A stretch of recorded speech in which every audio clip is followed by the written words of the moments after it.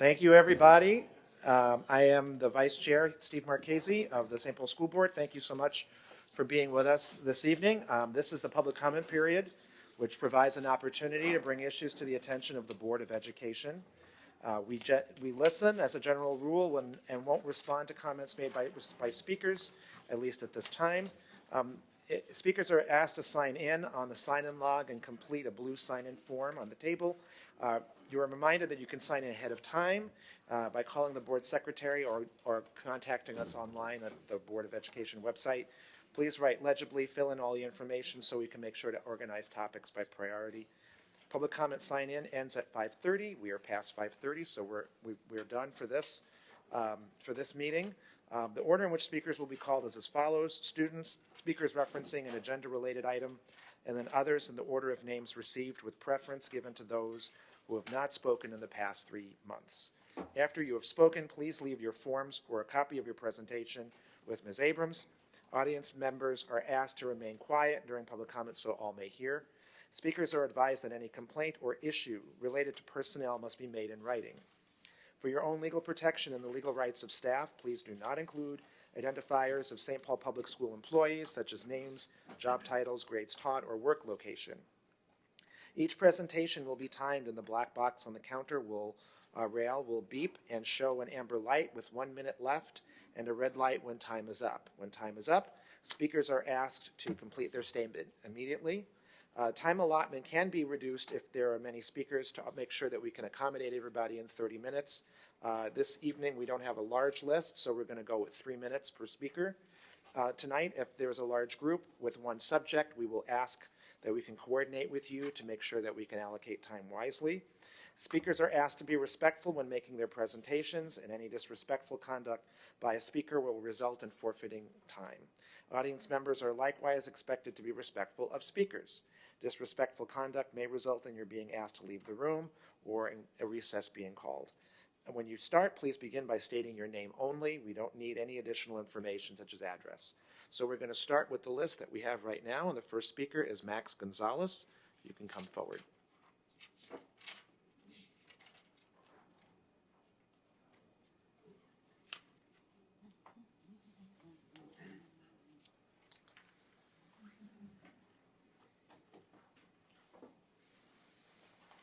Good evening, members of the board. Good evening, members of the board, superintendent. I'm from Local 70, custodial operator engineers. I have a list here of things that we've been meaning to discuss with the board and the superintendent. We are licensed operator engineers. For an engineer to be a chief engineer, we have to practice and go to school. It takes 5 years to obtain that license. We have a few of those in the district. We also are always here, the ones that get called for when the schools needs to be open at the beginning of the year. We are often on call, and we assume our responsibilities, and we take our job very serious. And we feel that we need to encourage the board and superintendent that if you guys would like to just come to our department and get to know us a little bit more. We know you guys are busy. You guys have a whole district to run. We appreciate that, and we understand that, but I think you'll find a lot of pleasant people and responsible people, employees of SPPS that do too matter, and we like to encourage the department to come forward and get to know us. So we'll look forward to have some just some talk sections or anything like that with the custodial department and the operator engineers. So that's what I have for this evening, and thank you for you guys' job. We appreciate it. Thank you. Thank you very much. Thank you. Next speaker is John Boland.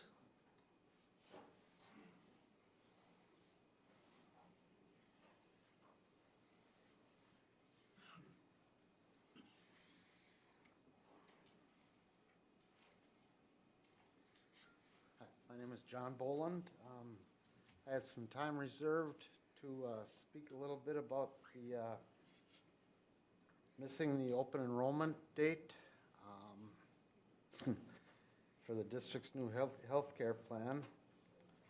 I was one of the unfortunate ones to miss that cutoff date, and I was told by the benefits department that I wouldn't be eligible for any benefits till January of 2020. So needless to say, I scrambled and scrambled and scrambled to try to find some health care insurance, and I just couldn't find any, and any affordable health care coverage.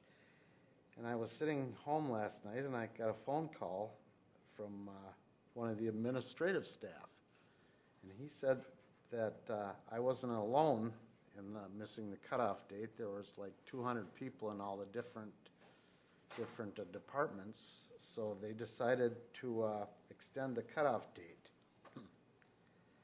So I just wanted to thank the administration for considering our needs, and I just wanted to say thank you very much, and it makes it a heck of a lot easier to go to work with a big smile on my face. Thank you very much. Thank you very much. Thank you.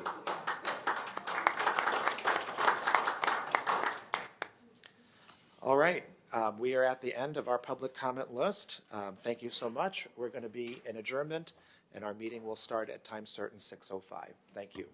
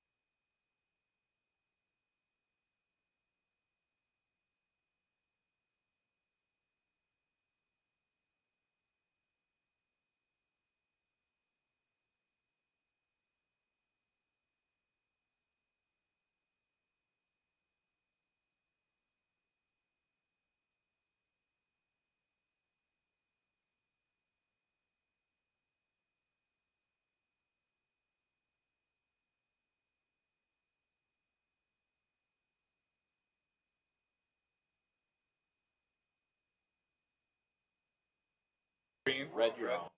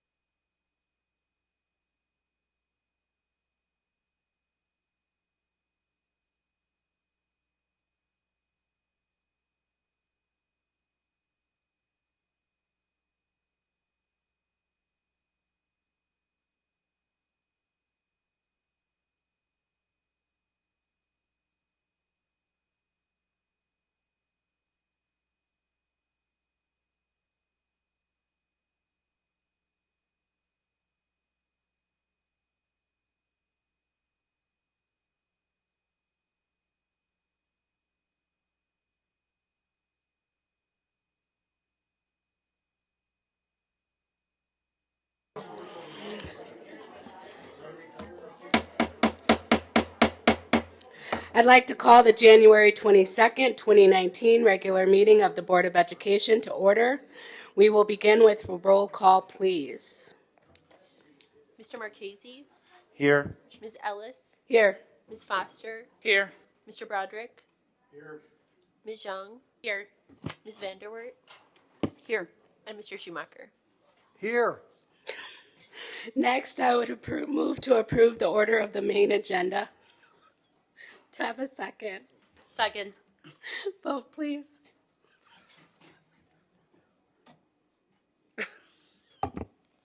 Mr. Marchese, Yes. Ms. Ellis, Yes. Ms. Foster, Yes. Mr. Broderick, Here.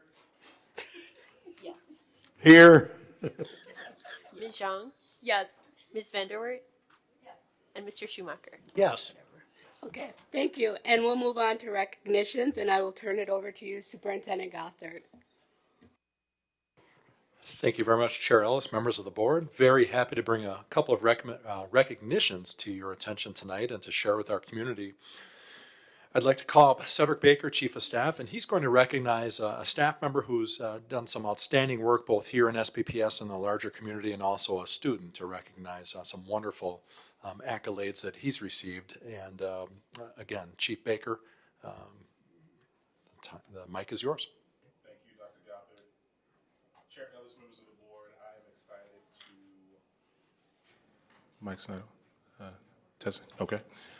Chair Ellis, members of the board, I am excited here this evening to highlight an outstanding employee here. But in doing that, I would like to first call up Assistant Superintendent Teresa Battle and Principal Mary McBee of Central High School to help me recognize this outstanding employee. So would you please come forward?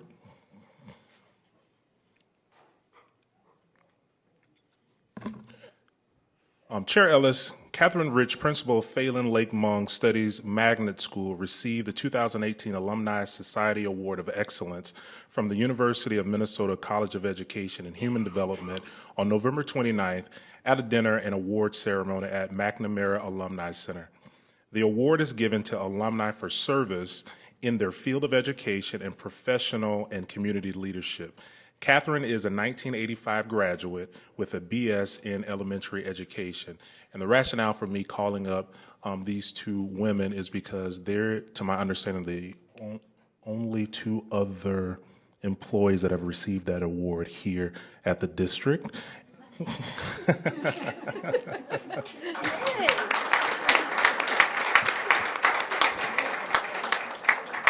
And with that, I'll have Principal Rich come up to say a few words, and we would ask you to come down to congratulate her. She didn't know she was doing that. Good evening, Chair, members of the board, Superintendent. I just want to thank you for the opportunity to become a leader in St. Paul Public Schools, to grow my career from an educational assistant a long, long time ago in a land far, far away to a classroom teacher, both in special ed and gen ed, and on to being a principal, and a principal at a school that is very near to and dear to my heart. So I thank you for the part you play in growing my role as an educator, and for the community in St. Paul that's been a part of my life for 30-some years. So thank you.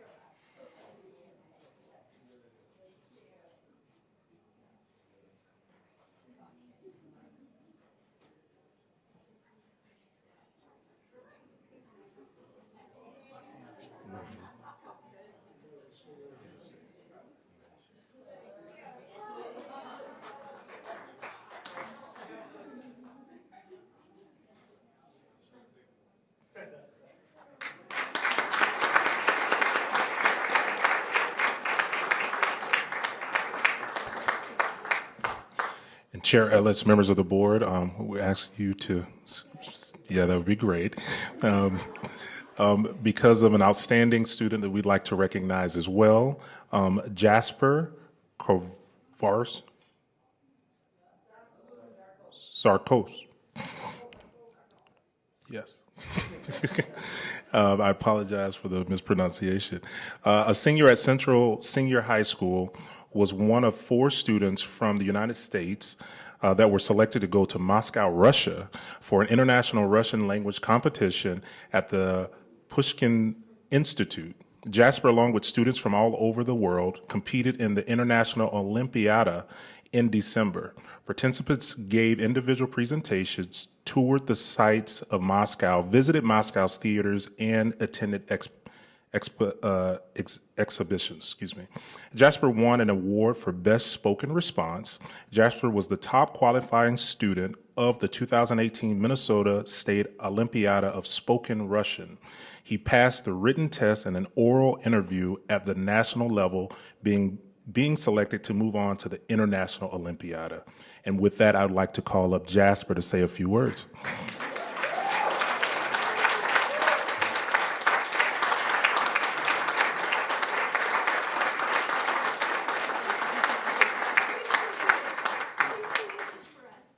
Sorry? Okay, will do.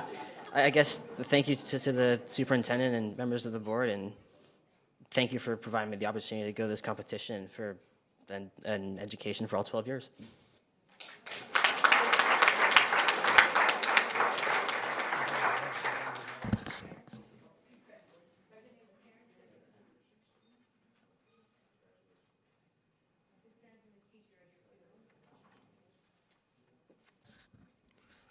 And I also heard that his parents and teachers are here. Would you please stand?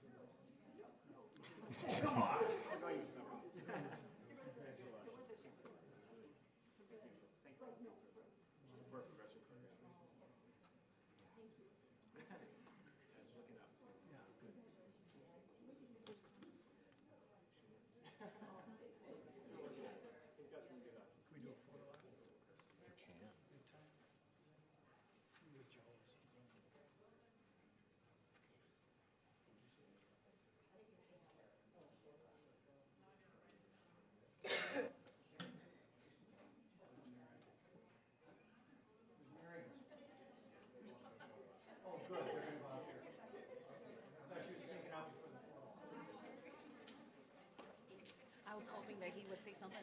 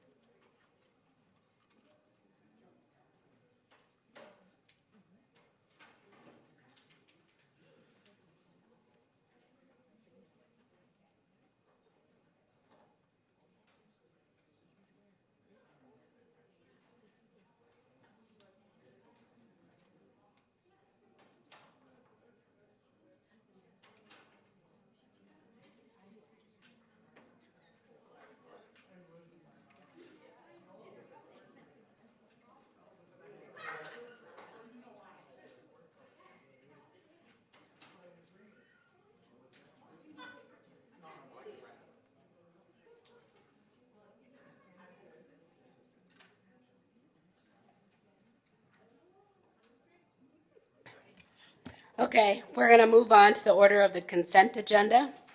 I would move to approve the consent agenda with no items pulled for separate consideration. Are there any items that board members would like to discuss further?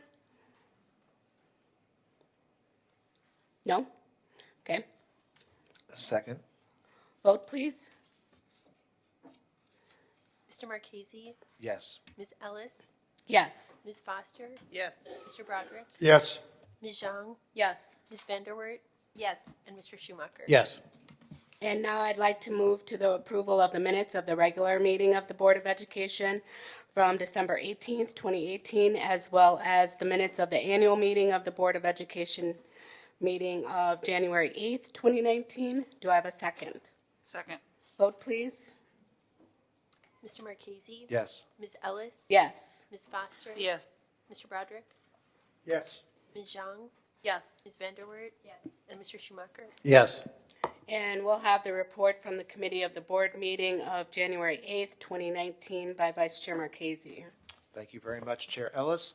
At the committee of the board meeting on January 8th, Superintendent Gothard started the meeting wishing the board, staff, and community a happy new year. He noted the school choice fair, which was held on January 12th, and the upcoming State of the District event, which will be on January 30th at 8 a.m. at Washington Tech.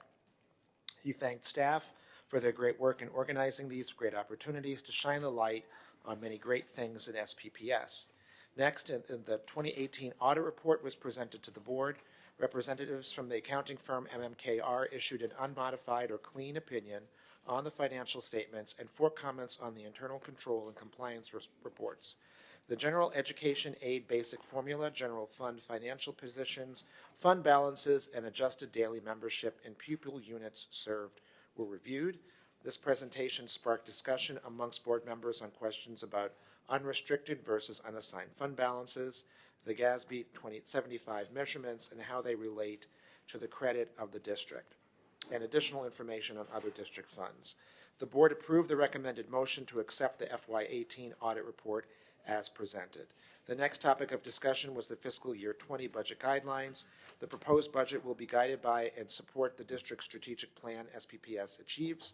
It will focus on the plan's 5 strategic focus areas and will support the district's mission. The process of preparing the budget calculations, creating the budget, and compiling and presenting the budget were explained. The board requested more information on the impacts of the current partial government shutdown and reimbursements and the process for priority-based budgeting.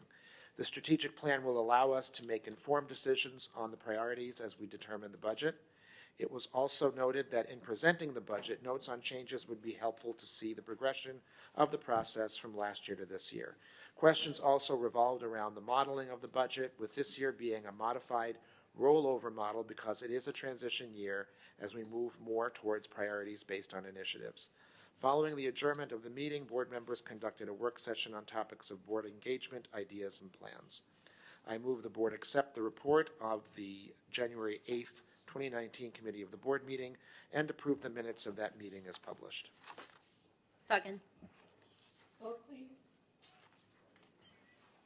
Mr. Marchese, Yes. Ms. Ellis, Yes. Ms. Foster, Yes. Mr. Broderick, Yes. Ms. Zhang, Yes. Ms. Vanderwert, Yes. and Mr. Schumacher. Yes. And next, we will move into the superintendent's report. I'll turn it over to you, Superintendent Gothard. Thank you, Chair Ellis. Members of the board, tonight we're going to share with you the North Star Equity and Excellence System overview. As you know, the newer accountability report to the state of Minnesota to ensure that we are supporting our schools in a way that all students can achieve the outcomes that we want and expect for them. I'd like to introduce to you a team that is going to share this presentation tonight. Sherry Kallstrom, Director of Federal Programs, Dr. Achea, our Director of Research, Evaluation, and Assessment, Hans Ott, Assistant Superintendent for the Office of Teaching and Learning. And they're going to highlight this report with you and take any questions, answer any questions that you might have about this important report.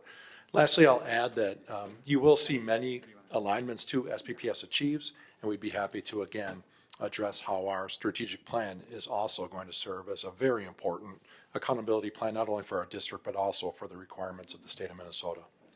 I'll turn it over to the team. Madam Chair, members of the board, Superintendent Gothard, we're pleased to share the North Star Equity and Excellence System overview this evening. The presentation, as Dr. Gothard said, will be led by Sherry Kallstrom, myself, and Hans Ott. The North Star Equity and Excellence System represents a new state accountability system, and it is aligned to the federal Every Student Succeeds Act. It is different from what we've seen in the past, accountability systems from the state. Key characteristics of the system include that this is replacing the accountability systems from No Child Left Behind and the resulting Minnesota's waiver. It identifies districts for support under the state's World's Best Workforce Law. It identifies schools for support under the federal Every Student Succeeds Acts, and it uses several indicators grouped into 3 stages to prioritize schools for levels of support. As our last slide referenced, there are several indicators that are used in the North Star system, and I'll go into them now. The first one is academic achievement. Academic achievement is the MCA proficiency, and that is defined as the student scores that meet or exceed standards. The second indicator is progress towards English language proficiency, which is defined by individual growth on the Access Assessment. That is a measurement specifically for English language learners on English development over time. The third indicator is academic progress. And like academic achievement, it is defined by the MCA assessment in math and reading, and it's based on the student's achievement levels on math and reading. This indicator actually examines what achievement level a student was at the previous year, and if that achievement level has met or exceeded standard in the current year. Again, like academic achievement, this is calculated separately for math and for reading. The fourth indicator is consistent attendance, and it measures the percentage of students in a school. The fourth is consistent attendance, and this is actually the indicator that is used for school climate or quality of school climate, and this is the average. It's actually not the average attendance rate, but it's the percentage of students at the school that attended 90% or more of the days enrolled. Students have to be enrolled at least 150 days. And then the last indicator, number 5, is graduation rate. And graduation rate measures the percentage of students that graduate from the school and district in a given period of time.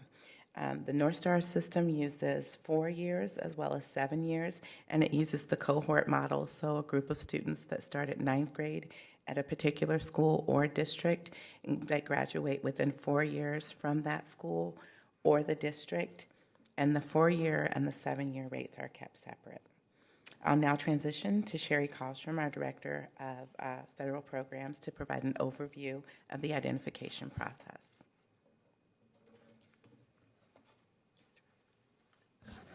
Good evening, Madam Chair, members of the board, Superintendent Gothard. So I've been dealing with title programs since 1981 in some capacity or other in my job. So I've seen several reauthorizations of the federal law, and this is the next iteration. How many of you remember Title I as Chapter 1? That's how long ago that was. But so for today, what we're going to talk about is how the indicators that Dr. Achea just spoke about will lead to does lead to the identification of schools for supports. So Minnesota uses a 3-stage process in order to identify districts and schools for support. The way this works is that if you look at the first stage is made up of the indicators of math and reading achievement and also of progress toward English proficiency. The second stage includes the math and reading academic progress indicators, or if you're looking at secondary schools, then it doesn't use that, then it uses the 4-year and 7-year graduation rate. The last stage is the consistent attendance stage. So the way this works is if we're looking at comprehensive support and improvement schools, which is essentially those schools that are the lowest 5% of Title I schools for each grade span in the state, the way this works is that we will first look at the lowest quartile of schools under the first stage, which is academic achievement and EL progress, English language progress.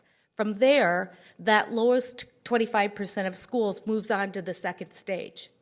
Within the second stage, they would either look at academic progress, or they would look at the graduation, the 4-year or the 7-year graduation rate if it's secondary schools.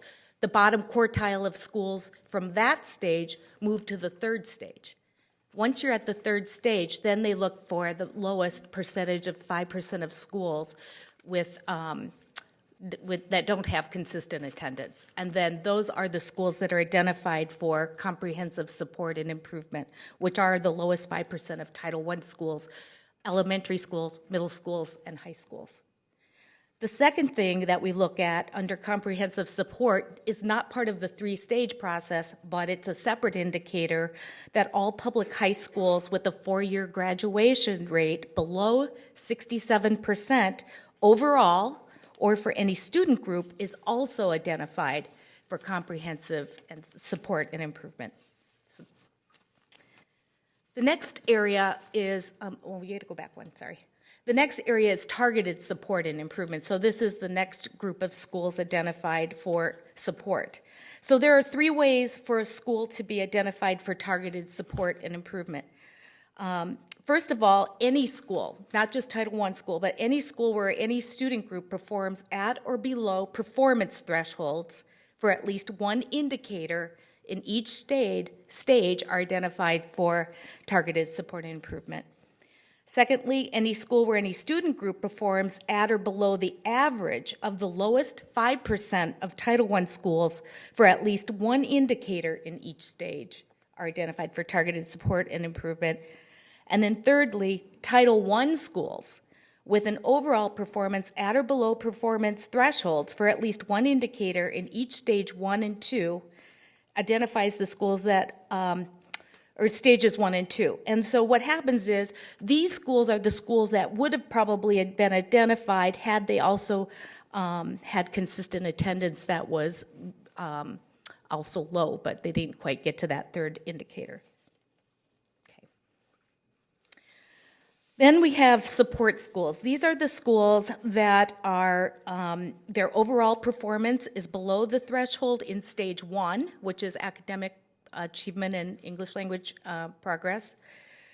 And so that, yeah, that's stage support schools. And then we have reward schools. And so on the other side of identifying schools for support, we also identify schools for their progress in several areas. So any school that's identified as being in the highest 5% of the state overall for each indicator, or where one or more student groups were at the same level as the highest 5% for that indicator, are identified for reward. So with that, now Assistant Superintendent Ott will share with you how our teaching and learning department is supporting schools in addressing their areas of need.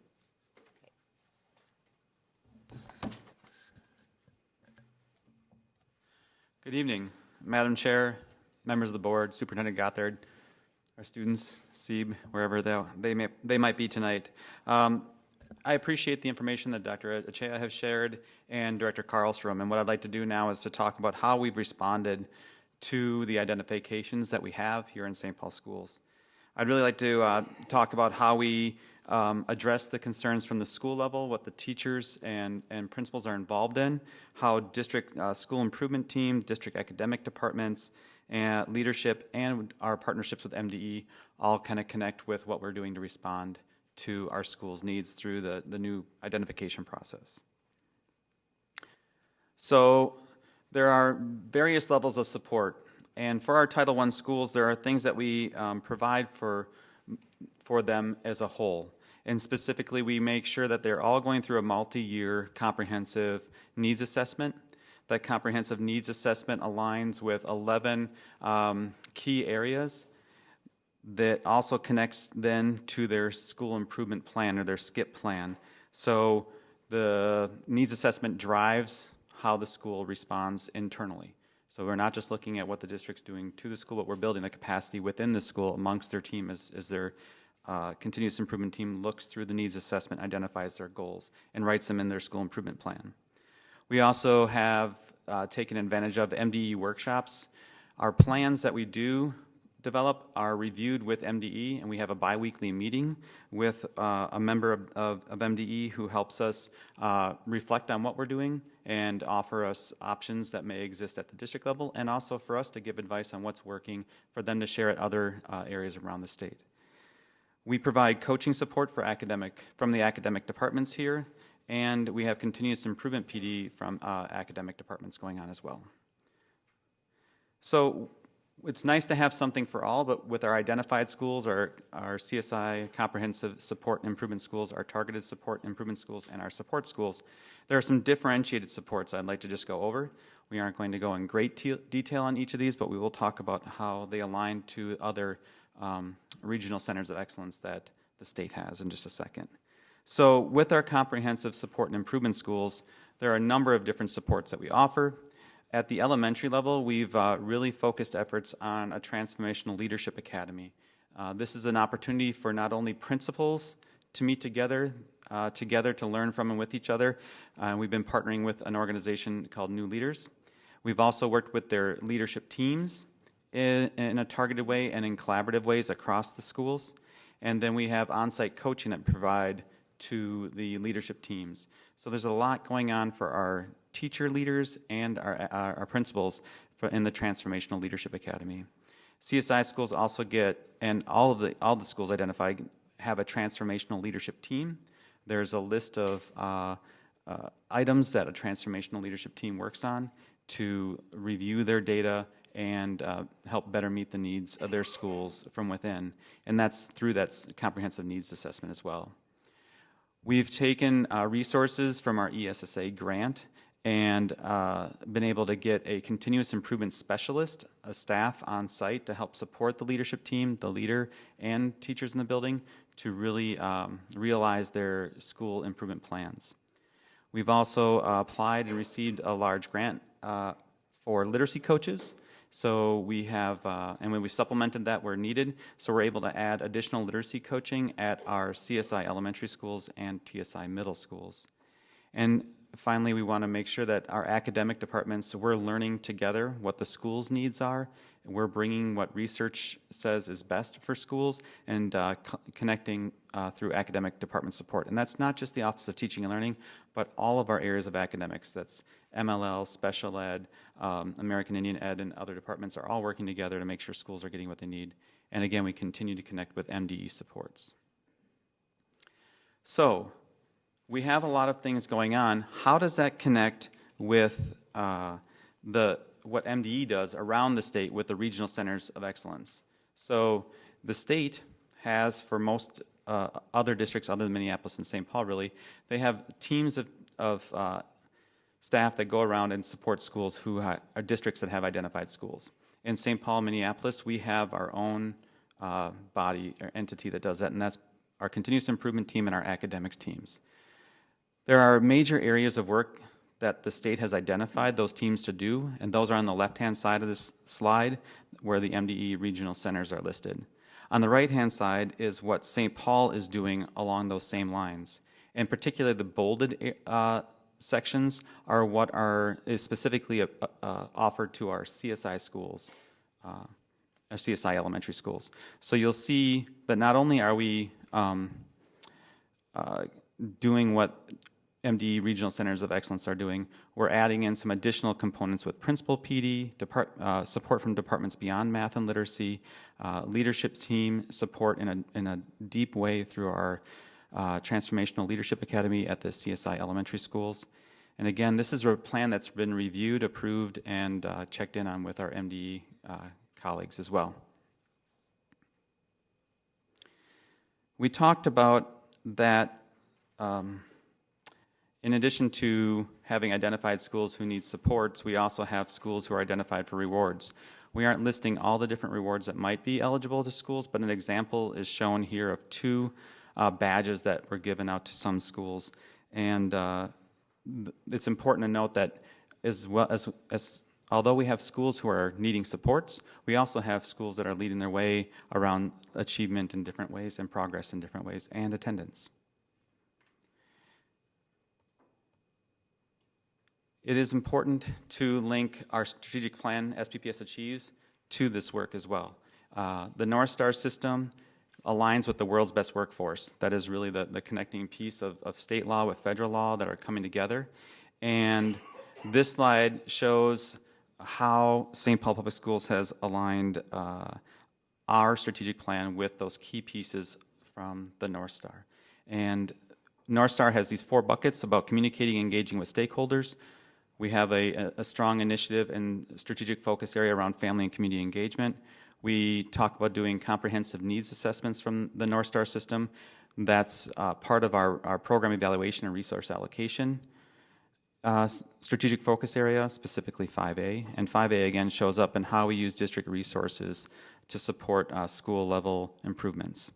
And then the last part on there that North Star asks regional centers to do is to work in partnership with stakeholders to design and implement some supports. And that's built into our strategic plan through family and community engagement and our effective and culturally relevant instruction initiatives. So there is pairing there. There are also deep connections with our school culture and climate, our district culture and climate pieces. Those come in. There are a lot of different ways we intersect, particularly on the regional centers of excellence. We drew these connections. And that helps to just wrap around schools, not just coming from one office or one department, but the system as a whole in our district to support our schools. And then we talked about how do the North Star indicators align with SPPS achieved metrics. So on this slide, you can see where the major components of North Star align with our SPPS achieved metrics. And what's important there is that we match in some areas, we go a bit deeper in other areas, and then for some, the academic, we've extended by looking not only at academic proficiency, but academic progress. And we have tried to look at what St. Paul Schools needs to better meet the needs of our students, not just what state or federal law has said. So our metrics that you've seen are related to what North Star would have and or are extended beyond that. So going forward, what we're looking for is that there's continued support for our strategic plan in order to help not only our schools improve, but our district as a whole improve. And the idea that we understand that we're continued support for multiple measures. There's not a single measure that's going to represent how each of our schools is doing, how successful they've been, and how successful a student's been on a given day. We need to look at a collective set of measures and metrics and targets to be able to really think about our district and our school achievement across the board more holistically. With that, I really appreciate the work of all the teams in the district that are coming together. Again, mainly the teachers and the principals at the schools to support students. And I appreciate the work with my colleagues Sherry and Stacy, and we're happy to answer questions. Questions?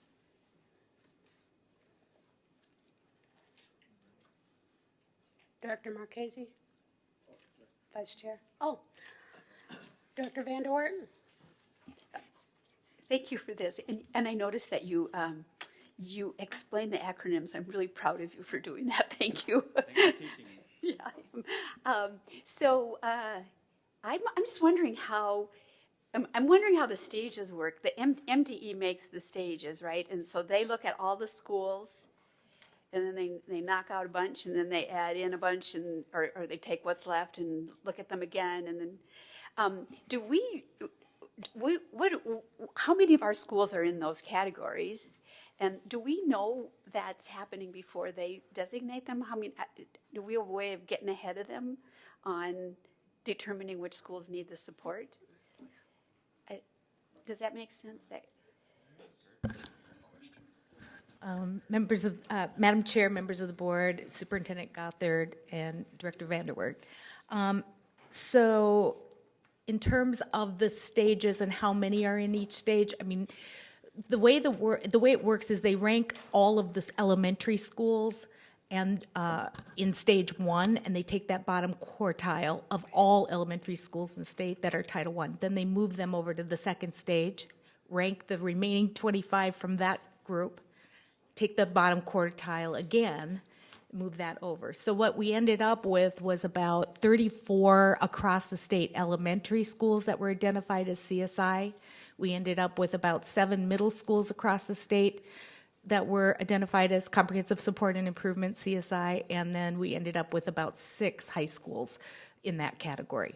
The other category where it was graduation, 67% or less graduation for any student group, I believe the number of high schools identified across the state was like 100 and something, 180, something like that. It was a very large number of schools. But how many of our St. Paul schools were in that group? So overall, in all of the categories, I believe we had about 51 schools across comprehensive support, targeted support, and regular support that were identified. And for each of the groups, I would have to get back to you exactly with the number broken down that way. But 51 with those 3 categories. Do you know?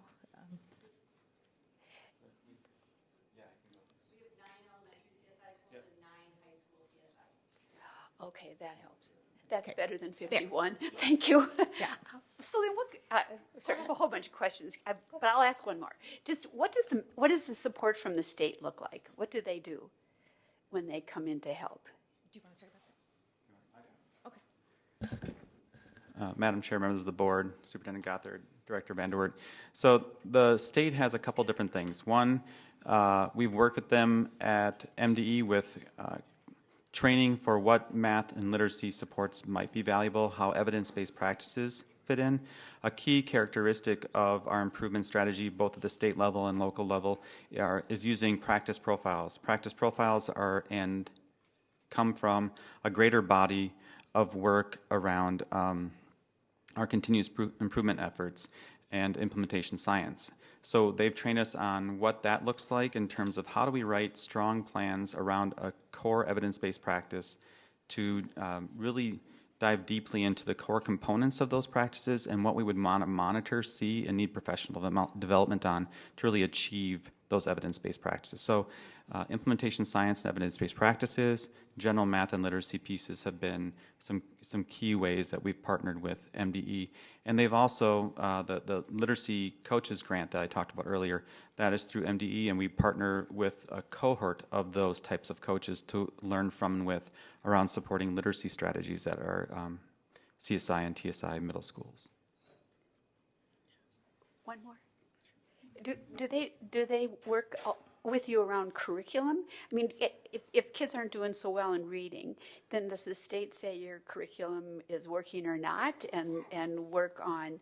I mean, is there a way of them then guiding you or guiding us to some other strategies, or is it more about teaching methods that they? I mean, I'm wondering if they're looking at system or if they're looking at individual teachers, or kind of.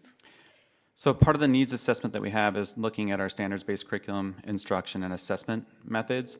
So that is built in to the comprehensive needs assessment all the schools are doing. So not only are they looking at their curriculum, it's something that we're reviewing during our curriculum review processes and are able to get feedback on. And then although curriculum is a really key aspect, how that's delivered is the key, is we would say slightly more important than just what the curriculum is on the paper. So the focus from MDE is on the instructional strategies, the instructional moves, and those evidence-based practices. And then we at the district take that feedback from our walkthroughs, feedback from the coaches and the principals we talk to, whether it's at professional development, at the walkthroughs, or in site-based professional development that we're doing, to learn what parts of our curriculum need to be tweaked. So there is an and there. The state, though, focuses largely on our evidence-based practices, and the needs assessment, what we do, looks at the standards-based curriculum, both at the school level and at the district level.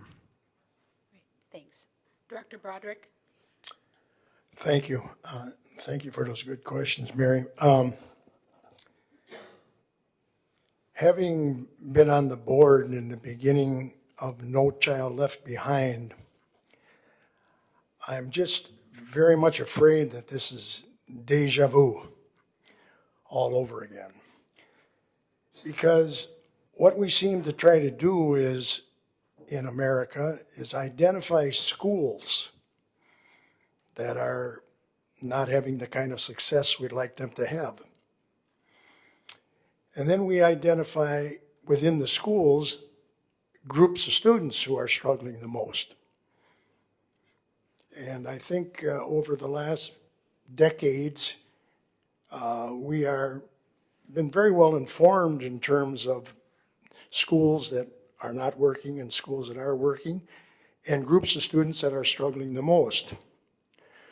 So this identification, while it's very important, that's just the first step. The second step seems to have been over the years that we create a cadre or network of specialists, coaches, support people that are going to find their way into the schools in order to give those schools the support to make them more successful. And what I never hear enough of, or I really have two questions. Number one, what are the specific strategies that North Star, or for that matter, our SPPS achieves now? What are the specific strategies that those support people and these grand plans are going to actually bring to the individual teacher who's going to work on the individual students? Because going back to No Child Left Behind, we focused on schools and not on kids. We labeled schools and in some instances gave them a terrible stigma to overcome because we had labeled them as not performing or being placed on probation. But we have never successfully, I don't think, come zeroing in on what's going to really make schools more successful, and that's a whole lot of individual kids being successful. So what I need to hear, and maybe if not in this presentation, but in the next presentation, is what are these specific strategies that we're actually going to use to make our students more successful? Because if the students are more successful, then the school that they're at is deemed more successful. And one last question. With the rewards schools that we have identified, are we doing, and first of all, if I have said anything where you're saying, Broderick, you're all wet, we're already doing all this, I'll apologize ahead of time. But I do want to say about the reward schools, if we do have schools that we've already identified that are successful, and we find schools that are having great success with groups of students who in some other schools are not being successful, then that school is really a reward school. But then I think what we need to do more of is to find out what they're doing right. We have to ask those reward schools, what are you doing right? And you know who else we can ask? What did you do right? The parents of the students in St. Paul whose students are successful. What did you do right? I know I didn't ask a question, I gave a sermon, but I know that I can trust down the road that my fellow directors will give you maybe some more succinct questions that you can come to. But I think you got the gist of my frustration, because I was frustrated with No Child Left Behind the day they passed it in Washington, D.C. Thank you for listening.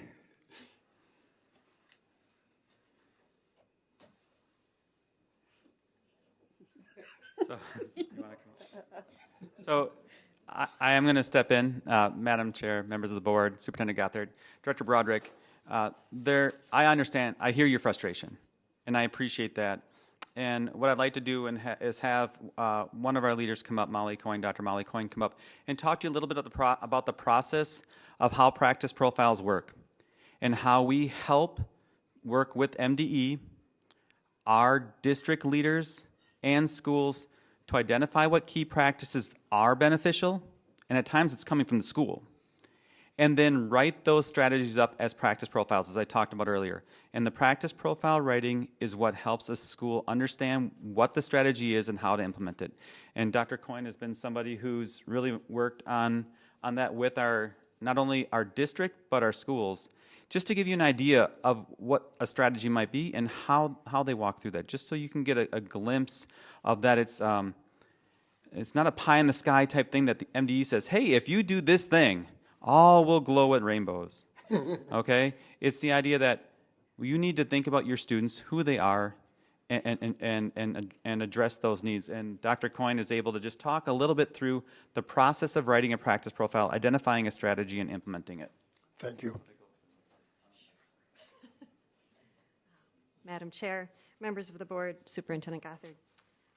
I heard, well, first of all, my heart hears what you said. Labels can be very detrimental to schools and have been historically, and I certainly couldn't tell you that that won't happen again. I can't. But I heard several other questions in what you were saying. I heard, what are the specific strategies? You're sending people, but do they even know these schools? What, are they a part of them? What are they doing when they're there? And how are we building on what works? Have we looked at what works and said, hey, could we do this other places? And in both cases, I have a little bit of information, so I will try to be helpful. Yes, we are building on what works. So we have 3 schools that have received school improvement grant funds over the last 4 years. Cherokee Elementary School is one of them. Am I allowed to mention schools? John A. Johnson Elementary is one of them, and Cass, our Creative Arts Secondary School, which is now off the list, by the way, of these 3 schools. And the other 2 schools are seeing gains.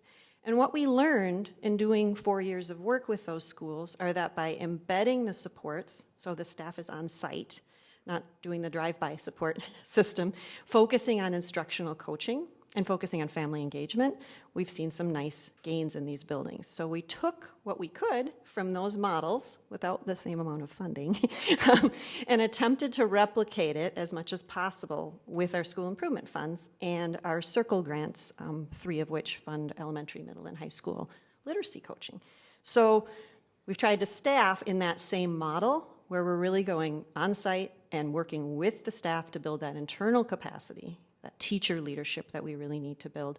And part of the way we do that is through this practice profile process.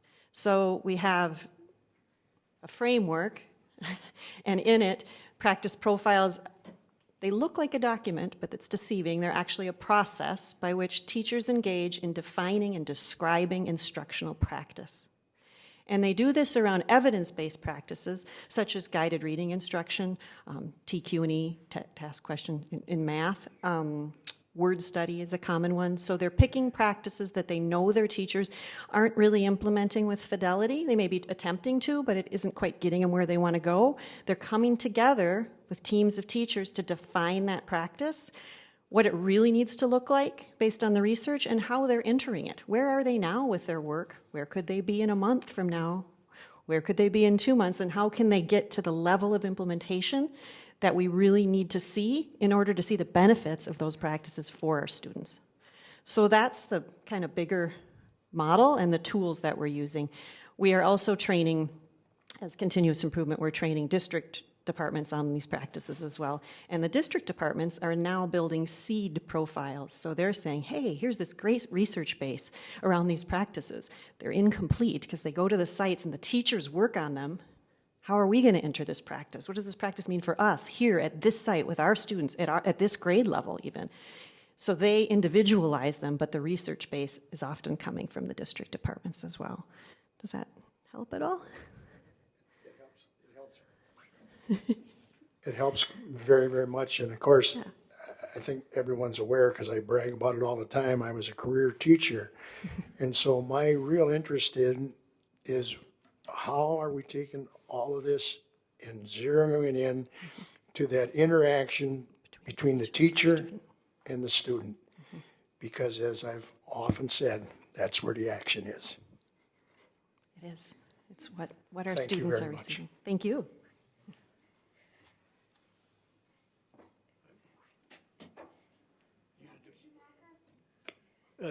Talk a little bit about what the expectations are along timelines and how this is being assessed and the feedback over the course of like every year. I mean, what are their expectations for improvement? Do they go along with our strategic plan? Is that?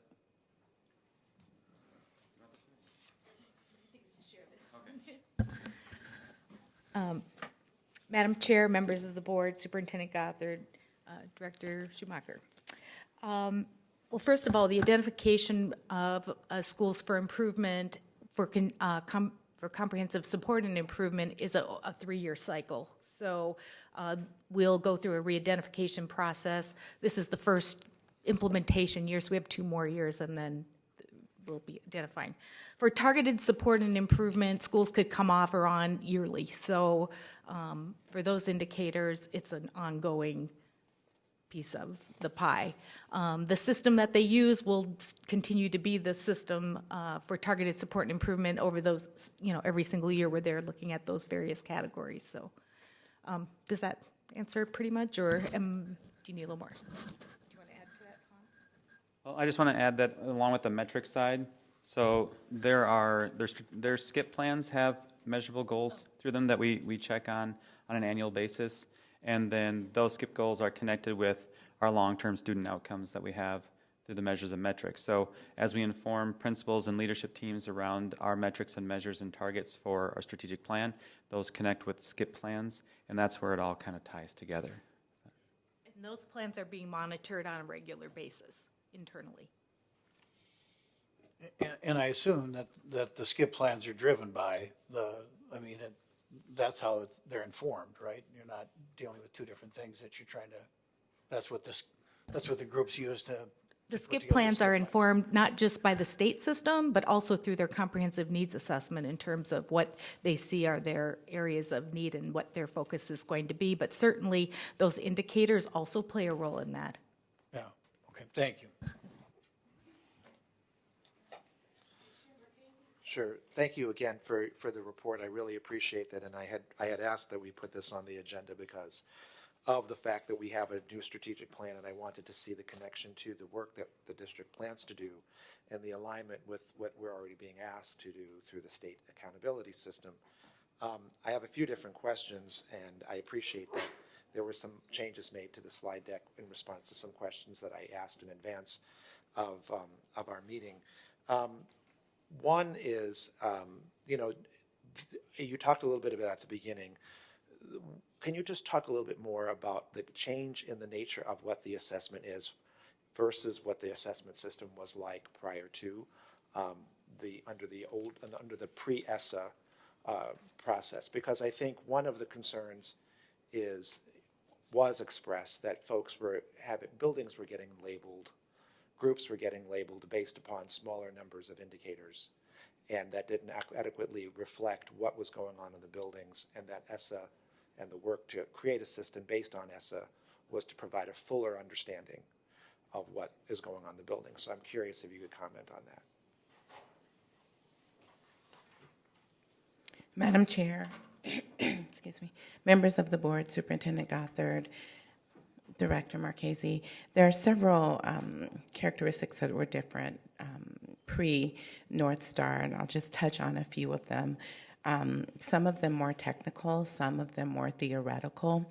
One of the major changes in terms of the theoretical foundation is that North Star is intended to be an accountability system that is overarching, is an umbrella, and is in complete alignment with all of the other plans and systems coming out of MDE, the Minnesota Department of Education. So it attempts to really align federal legislation with all of the state requirements. And with that, one of the largest indications and evidence of that is the broadening of the indicators. So in the previous systems, including No Child Left Behind and the waiver, the indicators were largely MCA proficiency of the state assessments in math and reading and science. And they were somewhat limited. There was for the most part, it was proficiency. At the grade levels have not changed. And there was an attempt at that time to have a growth indicator.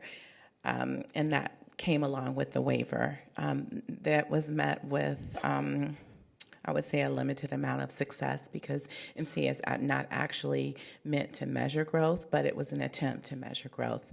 And so pretty much, though, in graduation, it was limited in terms of indicators. So what we see in North Star is the broadening of that, and we see not only MCA, but we also see the transition. So growth is no longer there. It is now progress. And there's an intentional taking away that growth idea to move to the transition to proficiency and to proficiency levels, which is much more realistic and much more in alignment with what the test actually does. And the other indicator is English language proficiency. In our previous system, No Child Left Behind, English language was actually a whole other accountability system in Title III, and we did not tend to focus very much on it. And as much as we wanted to continue the idea of No Child Left Behind, we actually did not talk a lot about English language learners because it was an entirely different system. So with North Star and actually with Every Student Succeeds, English language proficiency is actually one of the primary indicators. It's no longer a secondary or a tertiary indicator somewhere that we have to sort of align. It's right up there. So English language proficiency actually becomes its own indicator. And then embedded in that is a definition of how long it would take a student to reach proficiency. So the indicator is not only if students are becoming proficient in the English language, but how long is it taking them, which is something that we've known we've needed to talk about. And then just briefly, the other broadening piece of North Star is actually the embedding of the 7-year graduation rate. So in the previous system, we looked at 4-year graduation rate. But what we know about urban systems, in our system definitely, is that as our students go to 5-year and 6-year and 7-year, we really would go from an 87% graduation rate to almost 95, 96.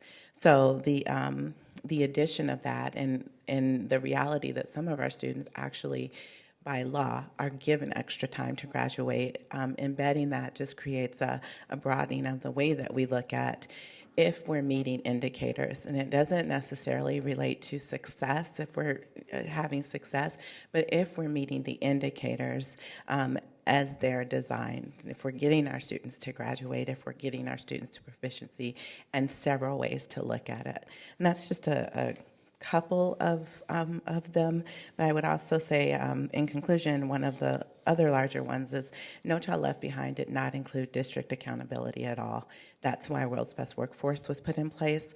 It really just was intended to address schools, and so now with North Star, we have the complete alignment of federal, state, districts, and schools, and so it really does help us connect the dots in terms of being on ground with our work. Thank you. That's actually really helpful to understand how things have evolved, because I don't know if that's really understood in the larger community about the evolution of what these indicators are measuring versus what the prior system was measuring. And so a couple of other questions related to that. One is, can you speak a little bit to the work that was being done around data disaggregation and how that was being done to identify and highlight the different aspects of achievement and outcomes for specific student groups, and where that work is and how it folds into what the new system looks like now? Yes, Madam Chair, members of the board, Superintendent Gothard, Director Marchese, the data disaggregation pilot is actually not attached to North Star accountability system, but it's more of an accountability on the state level. But St. Paul Public Schools is a pilot, and we have begun that pilot work.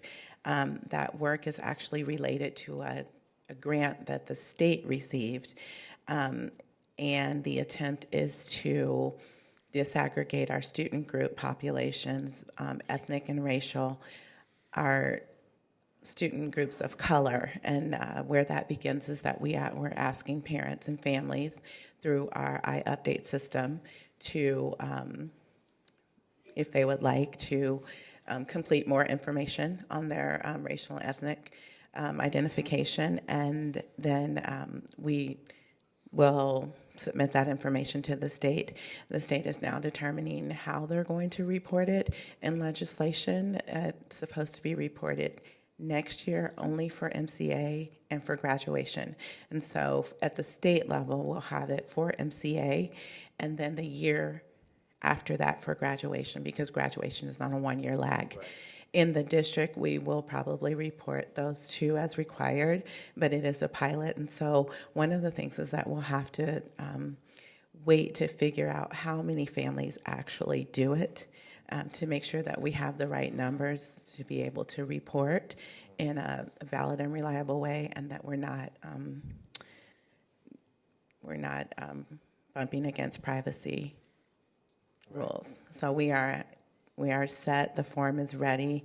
We've begun the planning and the process, and with the spring update, we'll begin to implement that new process. But this is an opt-in that families have the option of participating in at this point. Absolutely. The disaggregation is an opt-in. The way the system currently works is that families do have to either designate something racially or ethnic with the 7 federal areas. If they do not, something will be put in the form. So that will not change. And that's current law, that's been past practice and past law. That will not change. There has to be something on that form, but the additional categories is absolutely optional. Okay, thank you. Now that's helpful to also understand a bit of the interrelationship of that project with this as well.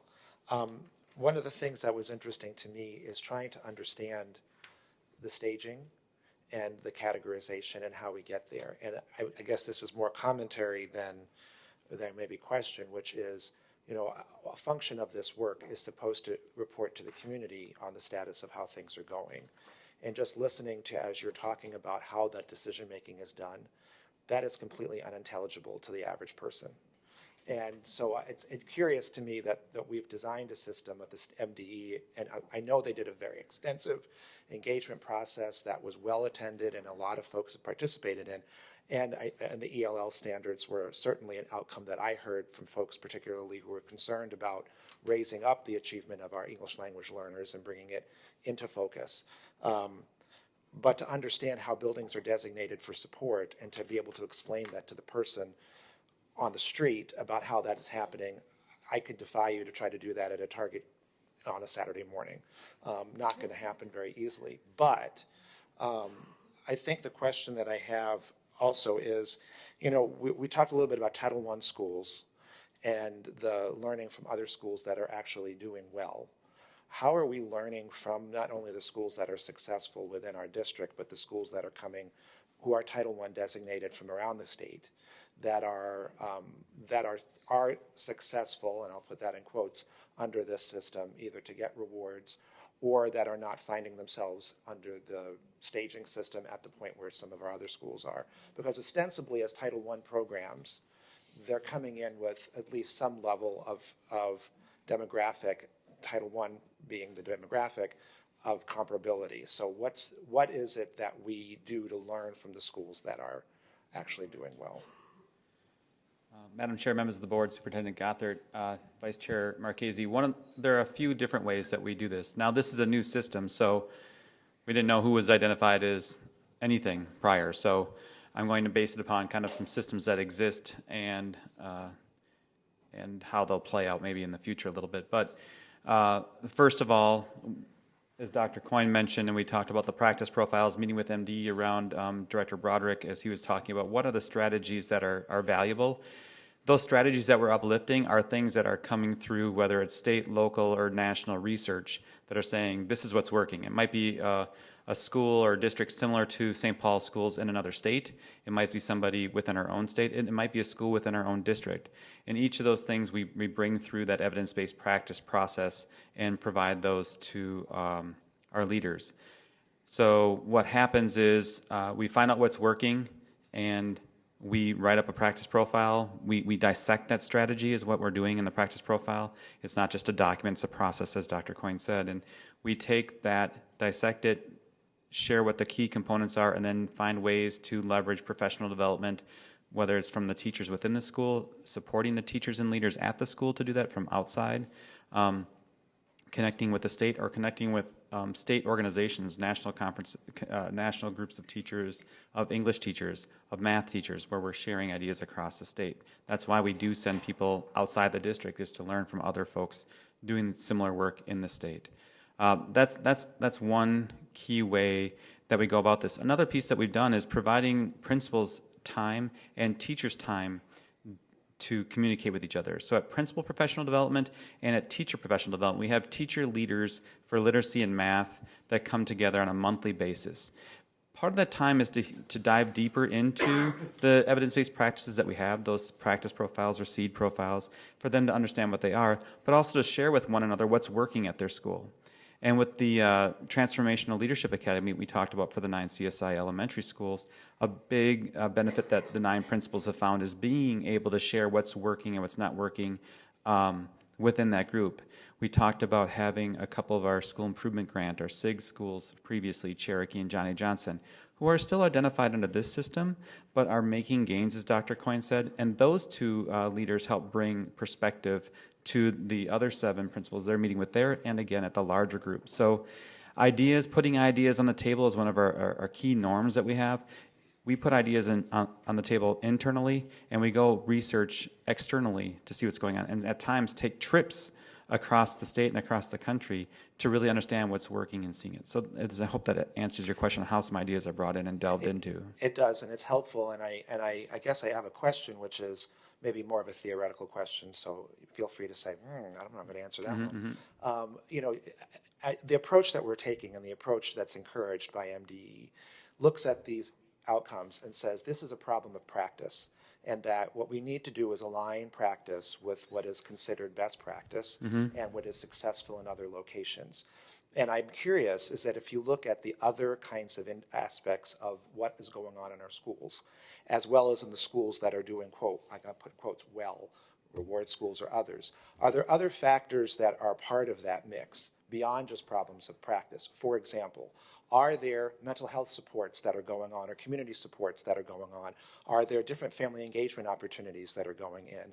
Is there a support that exists outside of just the 4 corners of what the teachers are doing? There's an after-school program that's leveraging volunteers in a different way.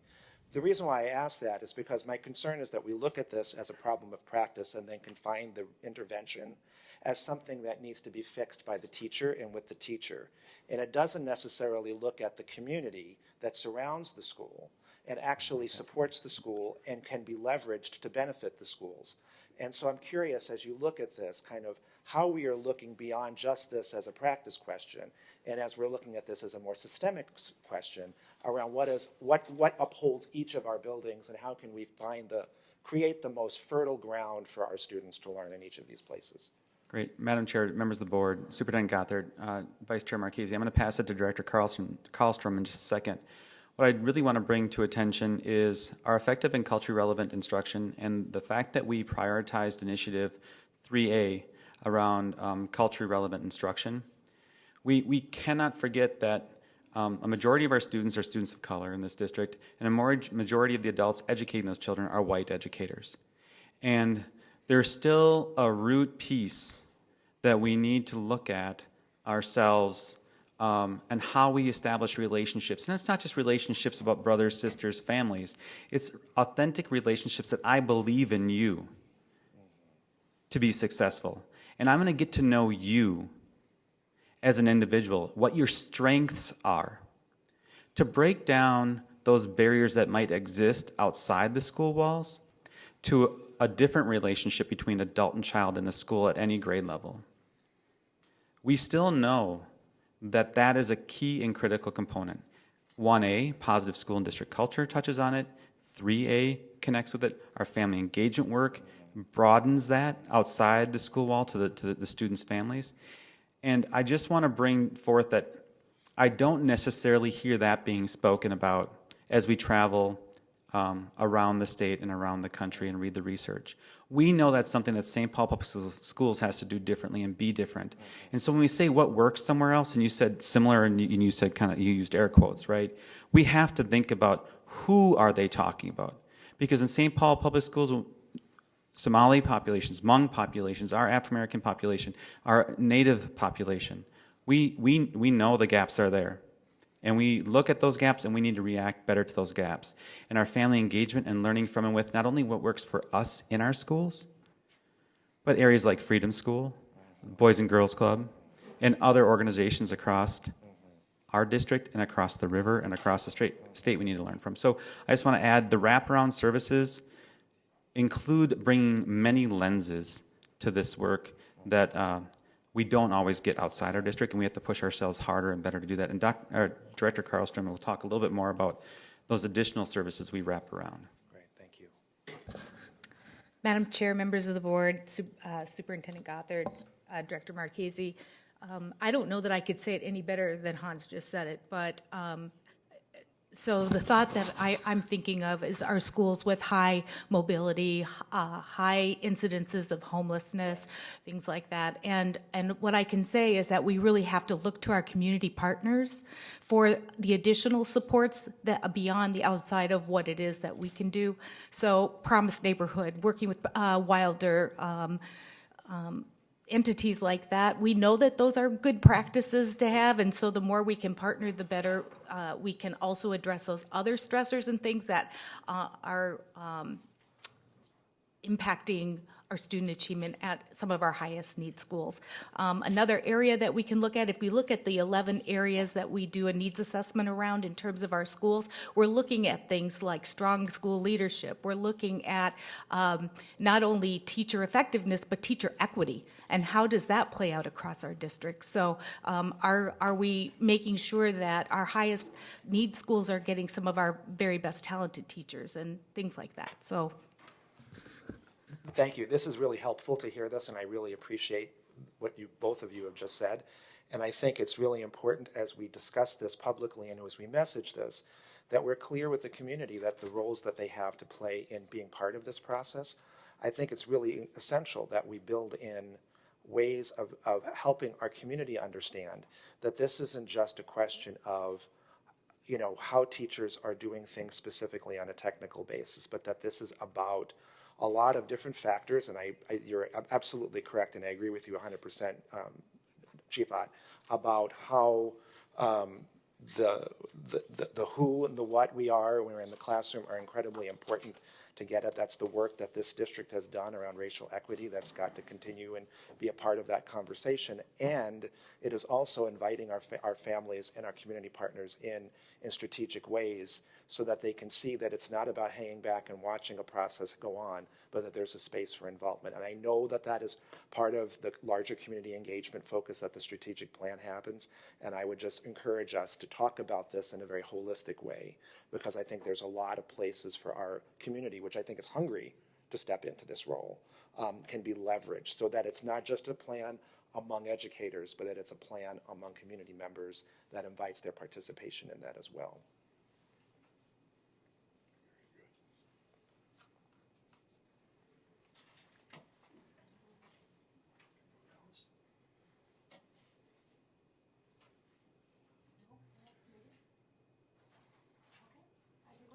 Great. Thank you.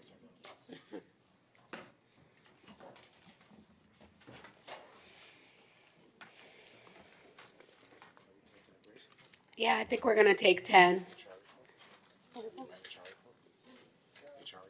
Yeah. Oh. One more thing, quick. We're going to do the HR transactions.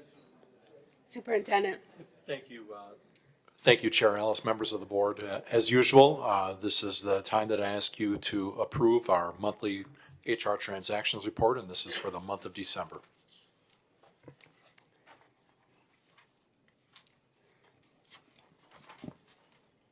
I move to accept the monthly report. Second. Vote, please. Mr. Marchese? Yes. Ms. Ellis? Yes. Ms. Foster? Yes. Mr. Broderick? Yes. Ms. Zhang? Yes. Ms. Vanderwert? Yes. And Mr. Schumacher? Yes. Okay. Let's take 10.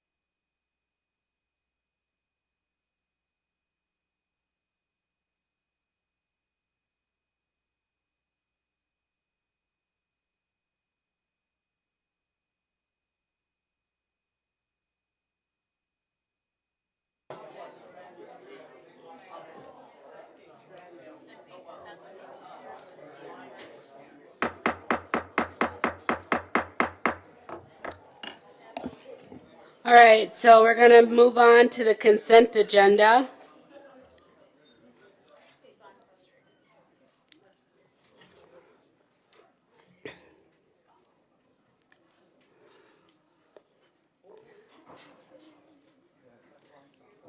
That is not even the right season. I would move the consent agenda forward without withholding no items for separate consideration. Any other comments or questions? Do I have a second? Second. Vote, please. Mr. Marchese? Yes. Ms. Ellis? Yes. Ms. Foster? Yes. Mr. Broderick? Yes. Ms. Zhang? Yes. Ms. Vanderwert? Yes. And Mr. Schumacher? Yes. Okay, next we'll move on to old business, and I will turn it back to Superintendent Gothard.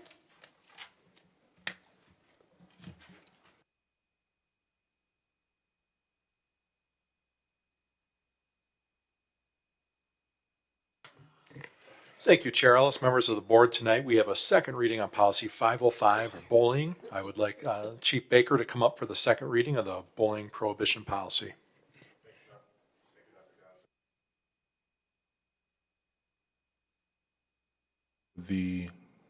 I'm here for the second reading of the bullying prohibition policy 505.00, and as I pull it up,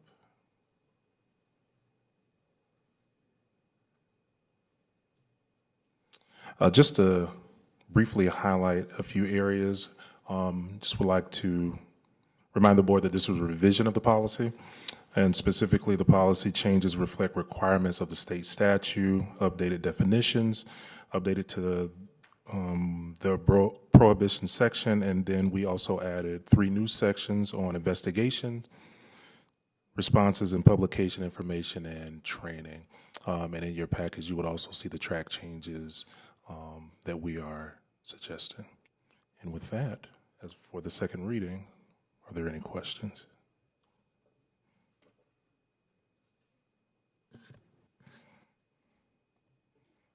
Thank you.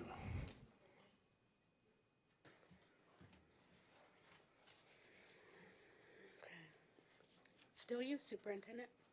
Do we vote on the second reading? Do we have to vote? No. No, just as long as we had it. Yep. Thank you.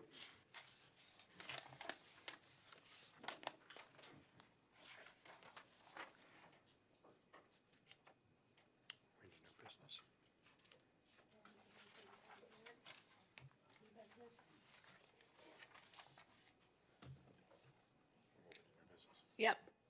New business. I'll turn it over to you, Superintendent Gothard. All right, thank you, Charles. Just want to make sure we didn't have more old business. All right, a new business tonight. I'd like to ask Director Tom Parent from Facilities to come up and give us a presentation on our project labor agreements that are before you for review tonight. And he'll explain a little bit about the process of how we utilize this mechanism to achieve our goals in the FMP and our work in SPPS facilities.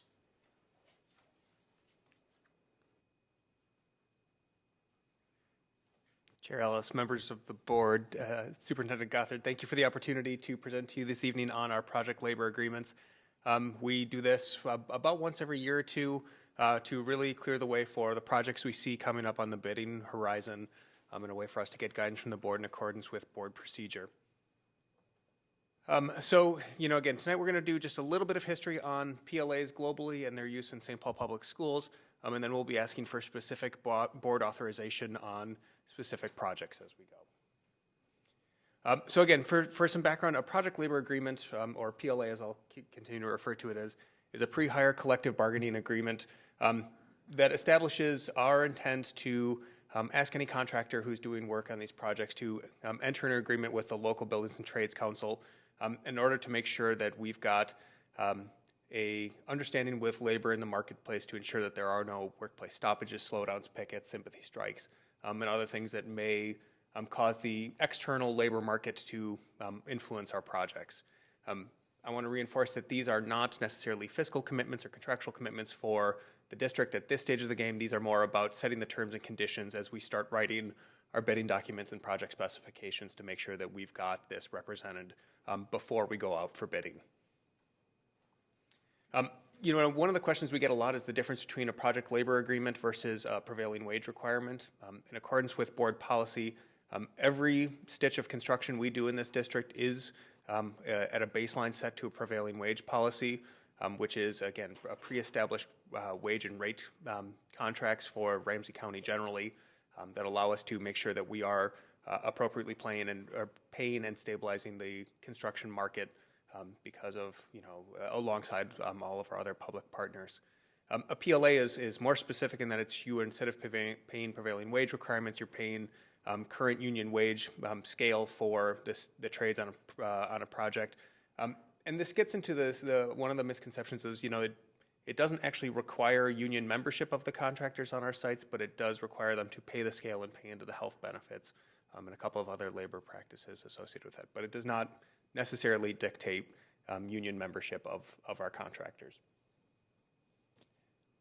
For a sense of just context, you know, PLAs were developed after World War II, in which the government was really spending a lot of money on public construction. And this was seen as a way to again, stabilize the contracting market and make sure that work was done judiciously and without outside influences like work stoppages. PLAs are a subject with folks having some very divergent perspectives on the value and the cost and the benefit to an organization to participate in them. Those that support project labor agreements believe that they increase the quality of workers on your site, that they assure that, you know, those external influences aren't necessarily causing your project to stop or slow down or have issues outside of its control. The folks that generally detract from project labor agreements believe that they decrease competition and increase cost as a means to curry favor with the unions. Those are generally the two sides of the perspectives on PLAs globally. The board has a fairly long history in this. In January of 2005, you know, the board started a process by which we reviewed and developed a project labor agreement procedure using Ramsey County as our modeling point. I think I've shared previously with this board some of the similarities and thresholds in our program related to Ramsey County, and all of which is built on Minnesota state statute and our ability to enter into project labor agreements as part of our contracting authority. So in your board packet this evening, you have a project-by-project analysis that we've put together that looks at a series of different factors in terms of whether or not we're recommending the use of a project labor agreement on a specific project. You know, as part of that work, we solicit other organizations to get their perspective on the potential value of a PLA on a project, and we've included those responses for your consideration as well. But generally, the criteria that we use to determine whether there's value in pursuing this contractual vehicle on a project is, you know, the size of the project, you know, how complex it's going to be, the overall cost, you know, the number of trades involved. The more trades we have, the more potential there is for labor issues to come to play. Tight construction windows, you know, what are the things that we have no room for error, and any potential outside influence on our schedule could really harm us and impact our students. And then just an overall reading of the labor market. Are there things going on right now in the construction market overall that could somehow spill over or influence our work? So those are really sort of the criteria for us, and in your packet, we've provided a summary of our assessment on each of those factors for your consideration. So what you have in your packet this evening is a list, I believe, of 14 projects. Now that I stand up here, I think that was the right count. And again, each one is graded on those criteria with a staff recommendation for the use of PLAs or not on those projects. The board will be asked to have a motion one motion to authorize the use of PLAs on certain projects, and one motion to not authorize the use of PLAs on certain projects. So the list before you is, again, open for board direction at this point, and input from the board to direct staff to pursue PLAs or not on this work.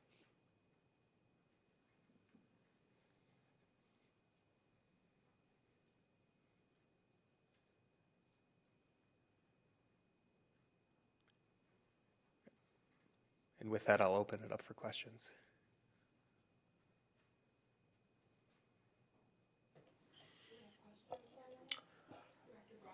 I think after reviewing the recommendations from staff, I would like to make a motion, or I would like to move that we change the recommendation that staff has suggested or recommended, and that instead we recommend to have PLAs on all of the projects with the exception of the paving of the parking lots at Hamlin Elementary. That's somewhat of a change from what the recommendation came from staff, but that's the one that I feel would be the best, in the best interest of the district. And I'm looking for a second.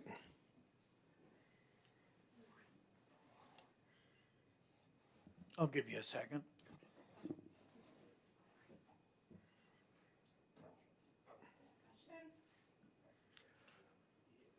I guess I'm maybe hoping to spare you my standard speech on the wisdom of PLAs for our district.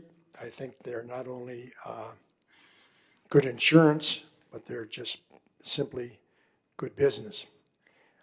In particular, there were two roofing projects on the list, and they were recommended to not have a PLA. And one of the, they're both well over the threshold of 250,000 that we set way back in 2005. I was on the committee that worked on that.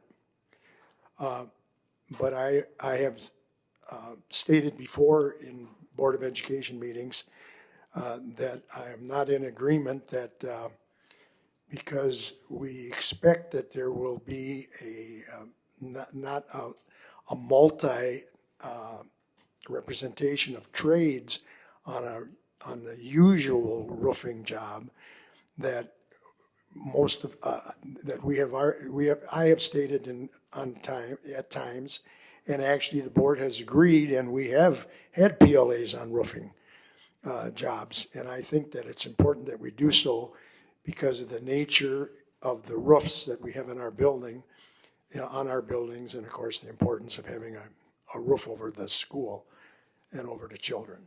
So that's basically my reason for significantly altering the recommendation that the staff brought forward, and to repeat myself, which I suppose at my age I can have that luxury. I just simply think that we should have PLAs on as many projects as we can, and there are political entities in this state that do that almost regularly on much smaller projects than $250,000. So that's my my motion to make the recommendation as I stated it. And I hope that our secretary can help me out in terms of the how to state the motion maybe more specifically and according to Robert's Rules of Order. Thank you. Yes, excuse me, Chair Ellis, Superintendent Gothard, and Director Roderick, members of the board. I would just like to ask that we allow Director Parent to talk through some of the impacts of that decision just prior to the board making a vote, but I respectfully receive your amendment to the motion, Director. Oh, absolutely. I guess what would help me is to understand a little bit more about the criteria that you're using. And I ask this because I see a similarity in the responses with respect to the reason why, that it's only a limited number of trades are involved. I mean, it's kind of repeated like a mantra in all of them. A limited number of trades are involved and the work will not interfere with the educational program. And I'm just curious to understand why that ends up being the linchpin for whether or not a PLA should be or not be used. Madam Chair, members of the board, Director Marchese and Director Broderick. You know, I think for us, Establishing some consistent metrics is of course, clearly very important. I had an exchange with Director Broderick earlier today in which we talked about roofing as a great example. It is largely a single trade process. There certainly is some support work that comes in from some allied crafts, but it is far and away a single craft kind of project. And as we look at it, on our end, ensuring that we are paying prevailing wage, it speaks to the quality of contractor. We certainly set some expectations around that. And the fact that on a job like ours, at the end of every day, our sites are watertight and they have completed it so it's at a good stopping point, means there's minimal potential risk of if a labor stoppage happens, our liabilities are pretty well capped. To me, this is always a balance of what's the most competitive position for us to be in at a bidding market. The more folks we have looking at our work, the more folks that are able to pursue it, the better. At the same time, there is a complexity and a scale work that folks who can navigate and understand a project labor agreement actually won't look at our work until we get a PLA involved. So it's always a little bit of a balance. So the less complex the work we get, the more the single craft it is, the more that it speaks to not necessarily requiring a PLA to see a substantive risk management policy for us. We are not significantly at risk as a district with that smaller, less coordinated work. It is a bit of a gray area, and there is always some analysis around what crafts are out right now, negotiating contracts with the larger pool, and so trying to understand if there's anything in those contracts that we believe will be a trigger or will lead to unresolved contracts or protracted contract disputes that may spill over into sympathy strikes or other labor interruptions. We're trying to sort of read the tea leaves on that as we make these recommendations. But again, it's not a perfect science, and as Director Broderick mentioned, roofing's a great example where we've done it both as a PLA project and not, almost precisely 50% of the time. And it's really about where the board sees the value and sort of the best protection for the district at the time. So what do we gain by not using a PLA in these projects? What are we gaining by not using it? Hard to quantify, Director Marchese. I think it is reasonable to assume we get on some of that smaller work more bidders at looking at our work and bidding on our work. So hopefully a little bit more cost competitiveness. But there is no data that I can point to that actually validates that. So we don't know whether it costs us more or less money, whether or not to use the PLA in a particular project or not? Sorry, let me correct that, Director Marchese. So there are industry analyses out there that show that PLAs do not actually cost organizations like ours more money. What I don't have is disaggregated based on projects that small. So I don't have that threshold delineated.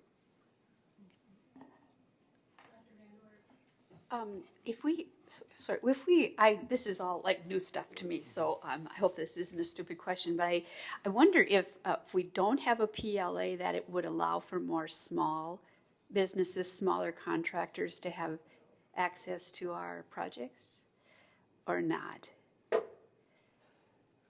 Director Vanderwoord, I'm thinking back, the most recent market analysis I saw was a couple years ago, so I may be misquoting this a little bit. And I believe the analysis showed that access to PLA-based work for impacted businesses, SBEs, MBEs, and WBEs was not, small businesses, women-owned businesses, and minority-owned businesses were not impacted by having a PLA on a project. I believe that is accurate. I'll dig that up and email it to the board after this. But so those businesses would be union shops too, right, or not? Director Vanderwoord, they would have to comply with the local union wage scale and pay into the health retirement account of that particular craft. Okay, thank you. But would not have to be union members themselves. I should reiterate that. Okay.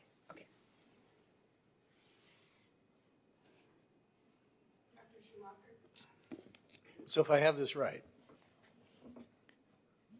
what we gain is the potential for a lower price in the bids or lower cost. There's no, you just said there's no data that exists that you have that says that we're saving any money on this. But we hope to, maybe, if there's enough people that bid on it, that would mean that our costs would go down, and because there'd be more people bidding against each other. Director Schumacher, let me clarify one piece in your question, which is as we talk about the cost savings, again, the conversation is focused on the small projects, the projects that are single trades, not particularly complex. It is anecdotal evidence at best that potentially there are more people that would be inclined to bid it, but again, there is no industry data or SPPS specific data that would validate more bidders and more tighter economic controls. So the on those smaller projects, the benefits are a little bit more, potentially a little bit more eyes on our specifications and our bids. Say that in a different way. So potentially more companies interested in bidding on our work. Which means? Which again, the hope is the more bids, the more cost competitiveness, and you always hope that somebody sharpened their pencil a little extra fine that day. But we don't have any kind of a history that can point to that. Correct. That's just, so I don't want to oversimplify this, but if I go buy a computer and they want me to buy a warranty or insurance plan in case something goes wrong with it, I try to decide whether something's going to go wrong with it or not, and then I say, well, I don't want to spend the extra money on the insurance policy. This is an insurance policy, the PLA, and so this is what you've come up with in terms of trying to figure out whether it's worth, but this is even less clear to me than having Best Buy ask me for another $30. This is, yeah, maybe. And so I'm wondering what tips the scales in one way or the other if you don't have anything but anecdotal evidence that, and I don't know, I guess I'm having a hard time understanding the reasoning because it seems like it's 6 of one, half a dozen of another. Director Schumacher, hopefully you saw in some of my emails earlier today a resounding faith in whatever the board decides is actually fairly, the risks here are not enormous on either sense of the coin. So, Chair Ellis and Superintendent Matt, I just, as we kind of close out this conversation prior to the board vote, while there may not be any implicit bias one way or the other or impact, one of the things we did hear from our community council that we were working with related to diversifying our projects, and we're looking to expand our outreach work with our contractors, is that anytime that you add additional requirements on top of a normal bidding process, you will potentially preclude some from entering into the market. So as we have $1 million of projects that are out there, the fact that of the projects that we're proposing, of 90, I think it's 97, if you can click to that next part, Tom, we're proposing that 96% of the projects out there have the PLA, but asking the board that simply accept 4% of them that don't, smaller projects in nature, so that we can diversify our pool of candidates that would be bringing forth a bid, and that we wouldn't be potentially risking the opportunity of them not being able to take a bid because they're not able to either meet the standards of the PLA, which are the additional insurance requirement, I'm sorry, not insurance requirement, but paying the union dues and, what was the other one, Tom? The union and the health requirement. And so it's just an added additional requirement. So we heard clearly from them that the more flexible and adaptive you are with your bidding process, and you are more willing to, that shows our ability to allow different people to be able to bid. So to potentially get a diverse candidate pool. So that's, I think as a district, that when we look down, for us to be able to have virtually almost all of our projects with the PLA and just a small portion of them not, shows our willingness to continue down the opportunity of the work around small businesses and working with vendors of color. I guess, Yeah. Chief Turner and I guess Director Parent, I'm a little concerned only because one, and maybe this is just a request in the future, that we need to see some data to assist us in making this decision, because right now I'm a bit at sea about why we go one way or the other. Number one, we don't know it's going to be a cost benefit or not in terms of the overall cost. And frankly, Chief Turner, we don't have evidence that it also will diversify the pool of people that are participating. I don't, is that the track record in other jurisdictions with other entities? Do we have any information from how other people have used this? Are people not using PLAs? Is the assumption that our minority and women-owned business owners can't do PLAs, and that places us in some strange tension between wanting to have a workforce that is unionized and is paying a fair wage and also wanting to diversify our contractors? I'm not comfortable with that.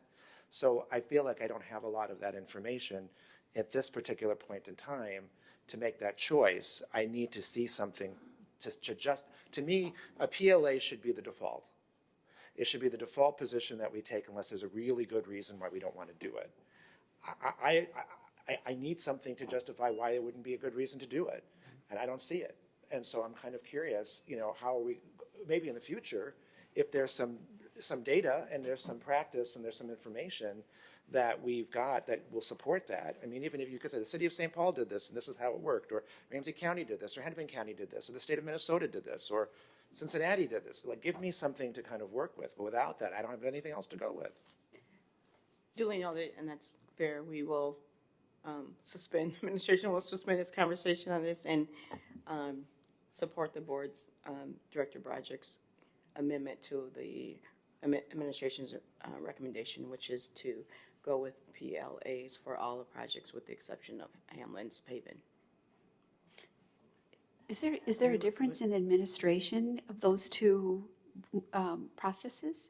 Does it involve more work to issue a PLA?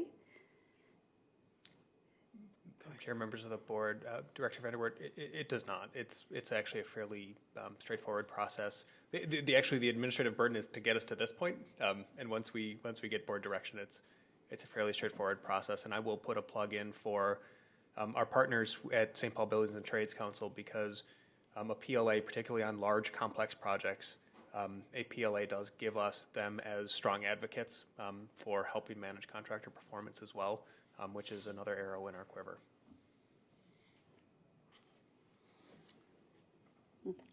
And I might just add that the building trades has very often recommended no PLA.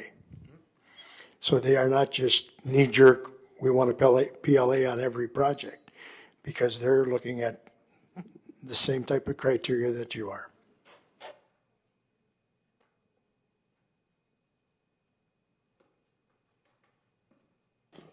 Call the question.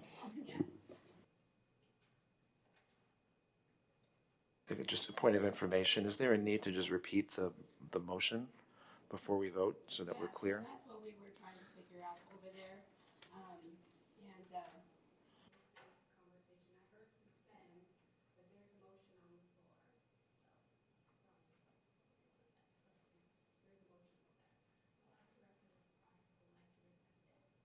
No, I'm hoping that our secretary, Ms. Dahlke, can put the motion into the appropriate language. Yep, so I have Director Broderick move to make an amendment to the recommendations from staff and motion that a PLA be used on these projects with the exception of the paving project at Hamlin Elementary.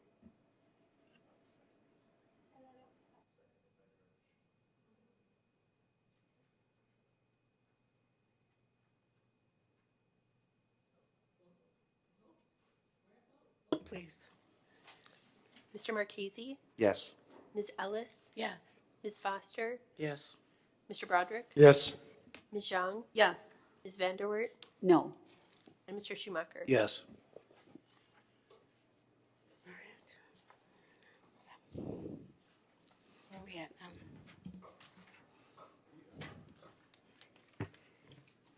All right. Members of the board, also a new business tonight. I'd like to ask Chief Financial Officer Marie Schruel to come up and share with us the 2019 Certificates of Participation Reimbursement Resolution that's in your board packet tonight. Marie. Good evening, Chair Ellis, members of the board, Superintendent Gothard.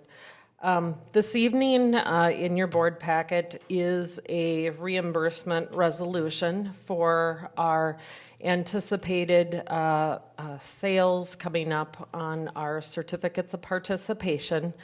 What we are doing is putting together a resolution. We did this as a similar process last year when we did our Crosswinds resolution for reimbursement. And basically what we're doing is putting in a resolution to allow for the district to reimburse itself for capital expenditures and cost of issuance related to projects to be financed with anticipated certificates of participation. So as of this date and going back up to 60 days, there may be costs related to the projects around projects that are being financed with certificates of participation, but the certificates have not been issued yet or sold, which we are coming to you in March to set the sale for the upcoming certificates. So basically the district is setting that reimbursement clause or resolution with you tonight to adopt that. And that can be up to 60 days for any capital expenditures, and then any design and they call them preliminary expenditures for architectural, engineering, or surveying costs of the project, up to 20%. So basically what we're doing is asking to have that resolution this evening. And again, you'll see the total dollar amount in the resolution. That is not the dollar amount we're coming to you in March for. That is basically the entire amount that we went to the state with for future certificates of participation or COPs. That's the entire approved amount. We will be coming to you in March for about $70 million, which is our annual, what we expect to issue in certificates. And that is part of our budgeted process. So again, that dollar amount that you do see in there, that again is kind of a placeholder for the next 3 issues. So I just wanted to make that clear that we're doing this once so that we have it in place for a couple times to use. So again, that concludes what I have as information for you. So moved. Second. Vote, please. Oh, I need to read it. Okay. I would move to approve the resolution establishing procedures relating to compliance with reimbursement bond regulations under the Internal Revenue Code. I'll second that. Okay. Vote, please. Mr. Marchese, Yes. Ms. Ellis, Yes. Ms. Foster, Yes. Mr. Broderick, Yes. Ms. Zhang, Yes. Ms. Vanderwert, Yes. and Mr. Schumacher. Yes. Okay, and then moving on to the next agenda item, does anyone have any information, request, or responses they would like to provide? Are there any future agenda items? Director Vanderwert? I'd like to add to our agenda a conversation about raising the stipend for the board. It's time. I think it's been the 1980s when it was last raised, and it's time to make this position a little more attractive to the community. Any other future agenda items, Director Foster? Again, I know we're having more frequent conversations, but start times. Any other future agenda items? Director Zhang? Yes, a report on how our district is doing to close the racial disparity gap that we know that exists in our district, and as defined on our racial equity policy. Any other future agenda items? Okay. Committee information reports. Director Van Wert. Just a update from the St. Paul Children's Collaborative. Our board met. We meet once a month, and we talked this month about our agenda for our legislative agenda. We all shared our agendas from each of the entities that are on the board, and I think it's good for us to know that the priority for the Children's Collaborative will be out of school time this year. So the money that we use will be in grants for out of school programs to help our most vulnerable youth.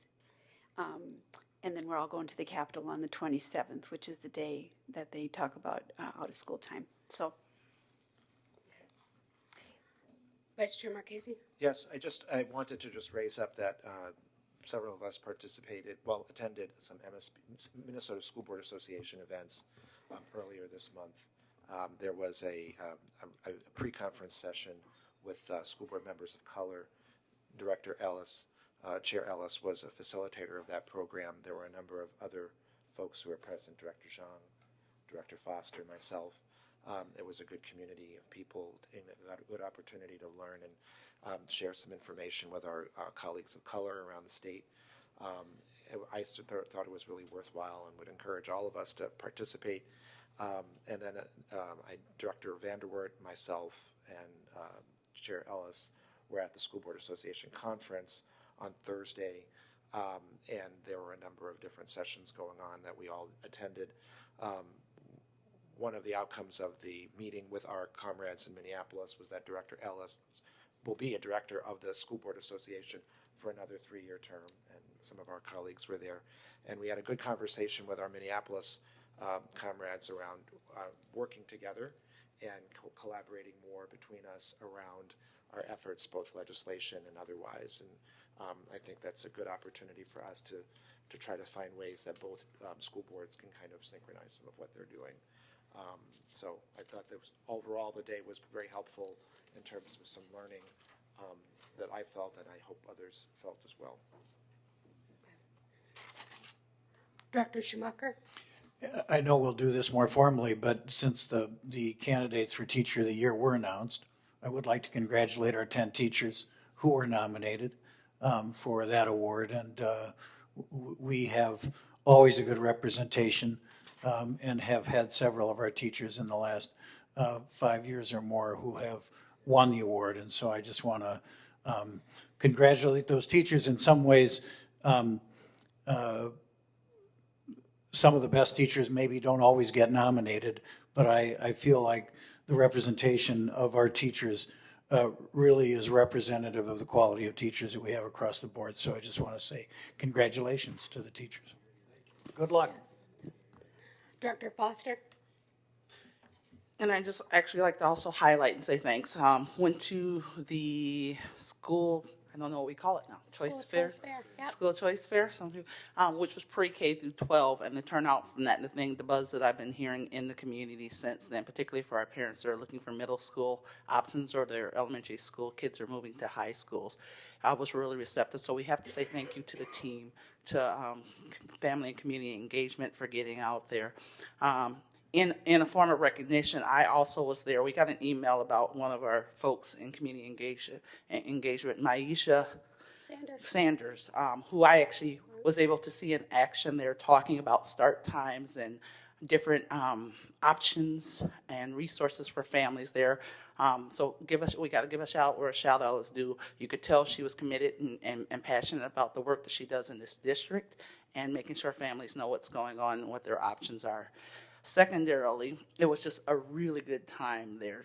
They had this huge STEM room that I think kind of captivated most of our youth, younger folks, not high school age going in there, but even some of the older kids there. Then this past Saturday, I also was able to go over to Capitol Hill, the Rondo building, and be a part of the robotics program.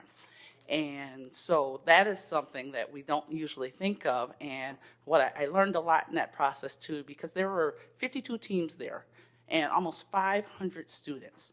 And I just like to, there are so many different things and options and things for kids to do in this district, and it's really about access, giving access and opportunity and highlighting some of those things.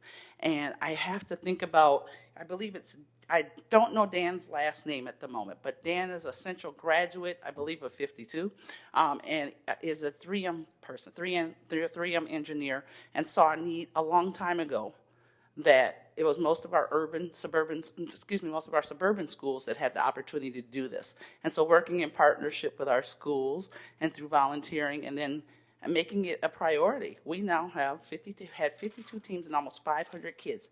And I have to say shout out to St. Paul because we have kids that are going to state. Yep. So, yep. So just wanted to share that. There are so many ways and opportunities that we don't get to celebrate some of the things that we see in our district because there is so much happening. And so I think this is a good time for us to be able to do that as well. So thank you for the opportunity. So there are a couple of things that I wanted to bring up, and the school choice fair was one of them. Looking for middle school for Zacchaeus, and it was really funny because he was in that STEM room for hours. He only came out to use the bathroom, and then he went right back. And it was good to see all of our schools represented there. I mean, it was really amazing. Even the early childhood room where I did get to play was very fun. And there's video somewhere. I think Director Foster has it. But it was really fun, and automatically, thank you to our staff for doing that, because I know a lot of work and preparation went into that, and it was really a good turnout, and it was a really fun event. We were there from 9:30 until 2 o'clock. Actually, probably 3 o'clock, because it was hard to get Zacchaeus out of the room. But it was really, really fun, and there were really good questions from our families and concerns about start time, but really excitement to see that there was not just elementary schools, but that opportunity to see our middle schools and our high school. And it was good to see the staff interacting the way that they were from building to building and the way that they were set up next to each other. And it was just, if this area doesn't work for you, but this area or this school potentially could. Even having transportation there and trying to figure out trying to make sense of that map that we have, which is really very confusing even for me. I spent about 20 minutes over there, and I still don't know what bus we're supposed to take. But I had a really good time, and our school choice fair was really, really well done, and I was really proud of everybody that was there. I think that everybody had a good time. There was the MSBA Leadership Conference last week. It kicked off with the Minnesota African Heritage School Board directors. Vice Chair Marchese was there, Director Zhang, and Director Foster. And the workshop was, there are lots of workshops a couple workshops that I went to, and we had St. Paul representatives there. Susan Arvidsson was there presenting about school counselors, which was a really, really good workshop. And I was glad to have been in the room with her. It was really fun to hear, one, what St. Paul is doing, and then the collaboration that's happening, and some of the work that's very similar in other districts. And then there was also a workshop, what school board members need to know about the role and expertise of school social workers. And Director Zhang was the school board member representative at that workshop, and she did an amazing job. And it was fun to see, again, St. Paul and Minneapolis and just collaboration, and this is the work that we're doing, and explaining the difference between school social workers and our school counselors. And again, we had the MSBA Board of Directors for Director District 8, which is Minneapolis and St. Paul. We share that seat. And again, we did talk about what that should look like moving forward. And depending on what happens in November, I will be there. Otherwise, Minneapolis gets to figure out who on their board gets that seat. And so thank you, board members Broderick and Schumacher and Vice Chair Marchese for coming to that director district meeting, because that was great. It was good to just have that conversation with Minneapolis, because we've not done that. And so good like opportunity for all of those things. I did go to Capitol Hill with Zacchaeus, who was really intrigued and just kind of mesmerized by everything that was happening there. And so one that becomes a question on his middle school list: do you have Lego League and robotics? And then also very frustrated that he wasn't able to touch anything, because he wasn't on any team. So, but it was a really fun event, and like a shout out to staff. I saw lots of principals there. I saw lots of teachers there, and I saw so many families there who had the littles there, and they were just kind of scattered throughout the entire building. It was so fun. There was food there were t-shirts, there were kids who were on other teams helping other kids, and it was great seeing St. Paul represented. Principal Melissa McCullough was cheering on Parkway students because they were her students at Nokomis, and they were in the one of the final rounds. And so she's like, I'm not leaving until everything is done. And so it was just great to see everybody out in community and supporting students in the district. So, Vice Chair Marchese. Thank you. As you're all talking about events and things that have been going on, it raised for me something I wanted to mention, and then kind of a request. About 2 weeks ago, the YMCA had their annual Youth and Government conference at the Hilton in downtown Minneapolis, and we've been growing this Pride program in 3 of our high schools. We sent teams from Como, Central, and Highland. We got really good recognition for the work that our students did. It was the largest group from Central in the history of Central. We had 30 students go. This is a program that allows our students to experience work at the legislative level and then the judiciary, and really understand the functioning of state government. It's like a mock simulated world, both at the state capitol and at the Hilton in Minneapolis. We had some recognition. Also, there was an article in I think it was the Pioneer Press, with a photo of one of our students from Como who was on the floor of the Senate, I think, advocating for her bill. It was really a great experience. There really is, I think, also been a commitment to increase this for our students. It is a costly program, and the YMCA has been increasing the number of scholarships, and there's been efforts to do some private fundraising at Central to be able to do that for students. And so I think it increased the diversity of students who are participating from our schools. And so it raises for me maybe a suggestion for a future either agenda item or recognition, where we maybe bring in the YMCA Youth and Government Group, our debate students who we know have done some really phenomenal work as well, and some of the other academic / non-athletic competitive work that our district students are doing, and really raise that up and highlight that for the community in a formalized way as an agenda item. So I don't know when is the right time to do that, and maybe the executive committee can kind of chew on that, but with maybe some input from staff as far as timing.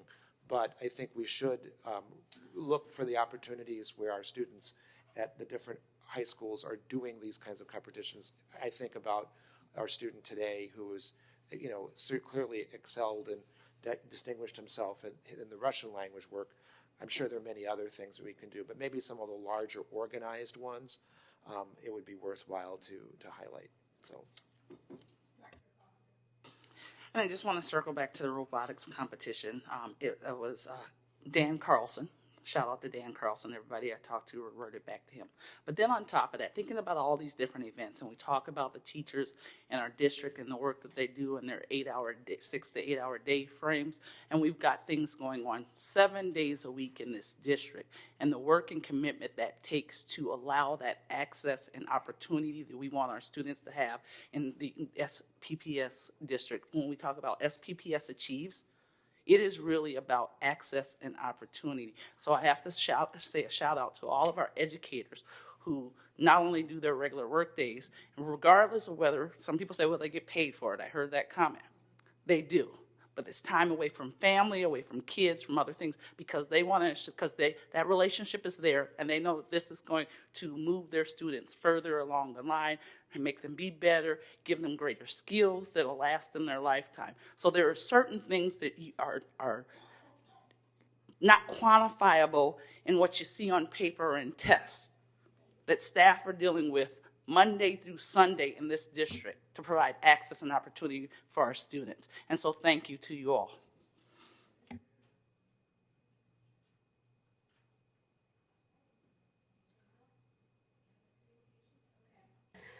All right, so we have our future meeting dates can be found online or by calling the lovely Sarah Dalkey, our board secretary. Next committee of the board meeting will be February 5th, 2019 at 4:30. The next regular Board of Education meeting will be February 19th, 2019, beginning at 5:30 with public comment. And I do believe that that is it. I would motion to adjourn. Do I have a second? Second. All in favor? Aye. Thank you and good night.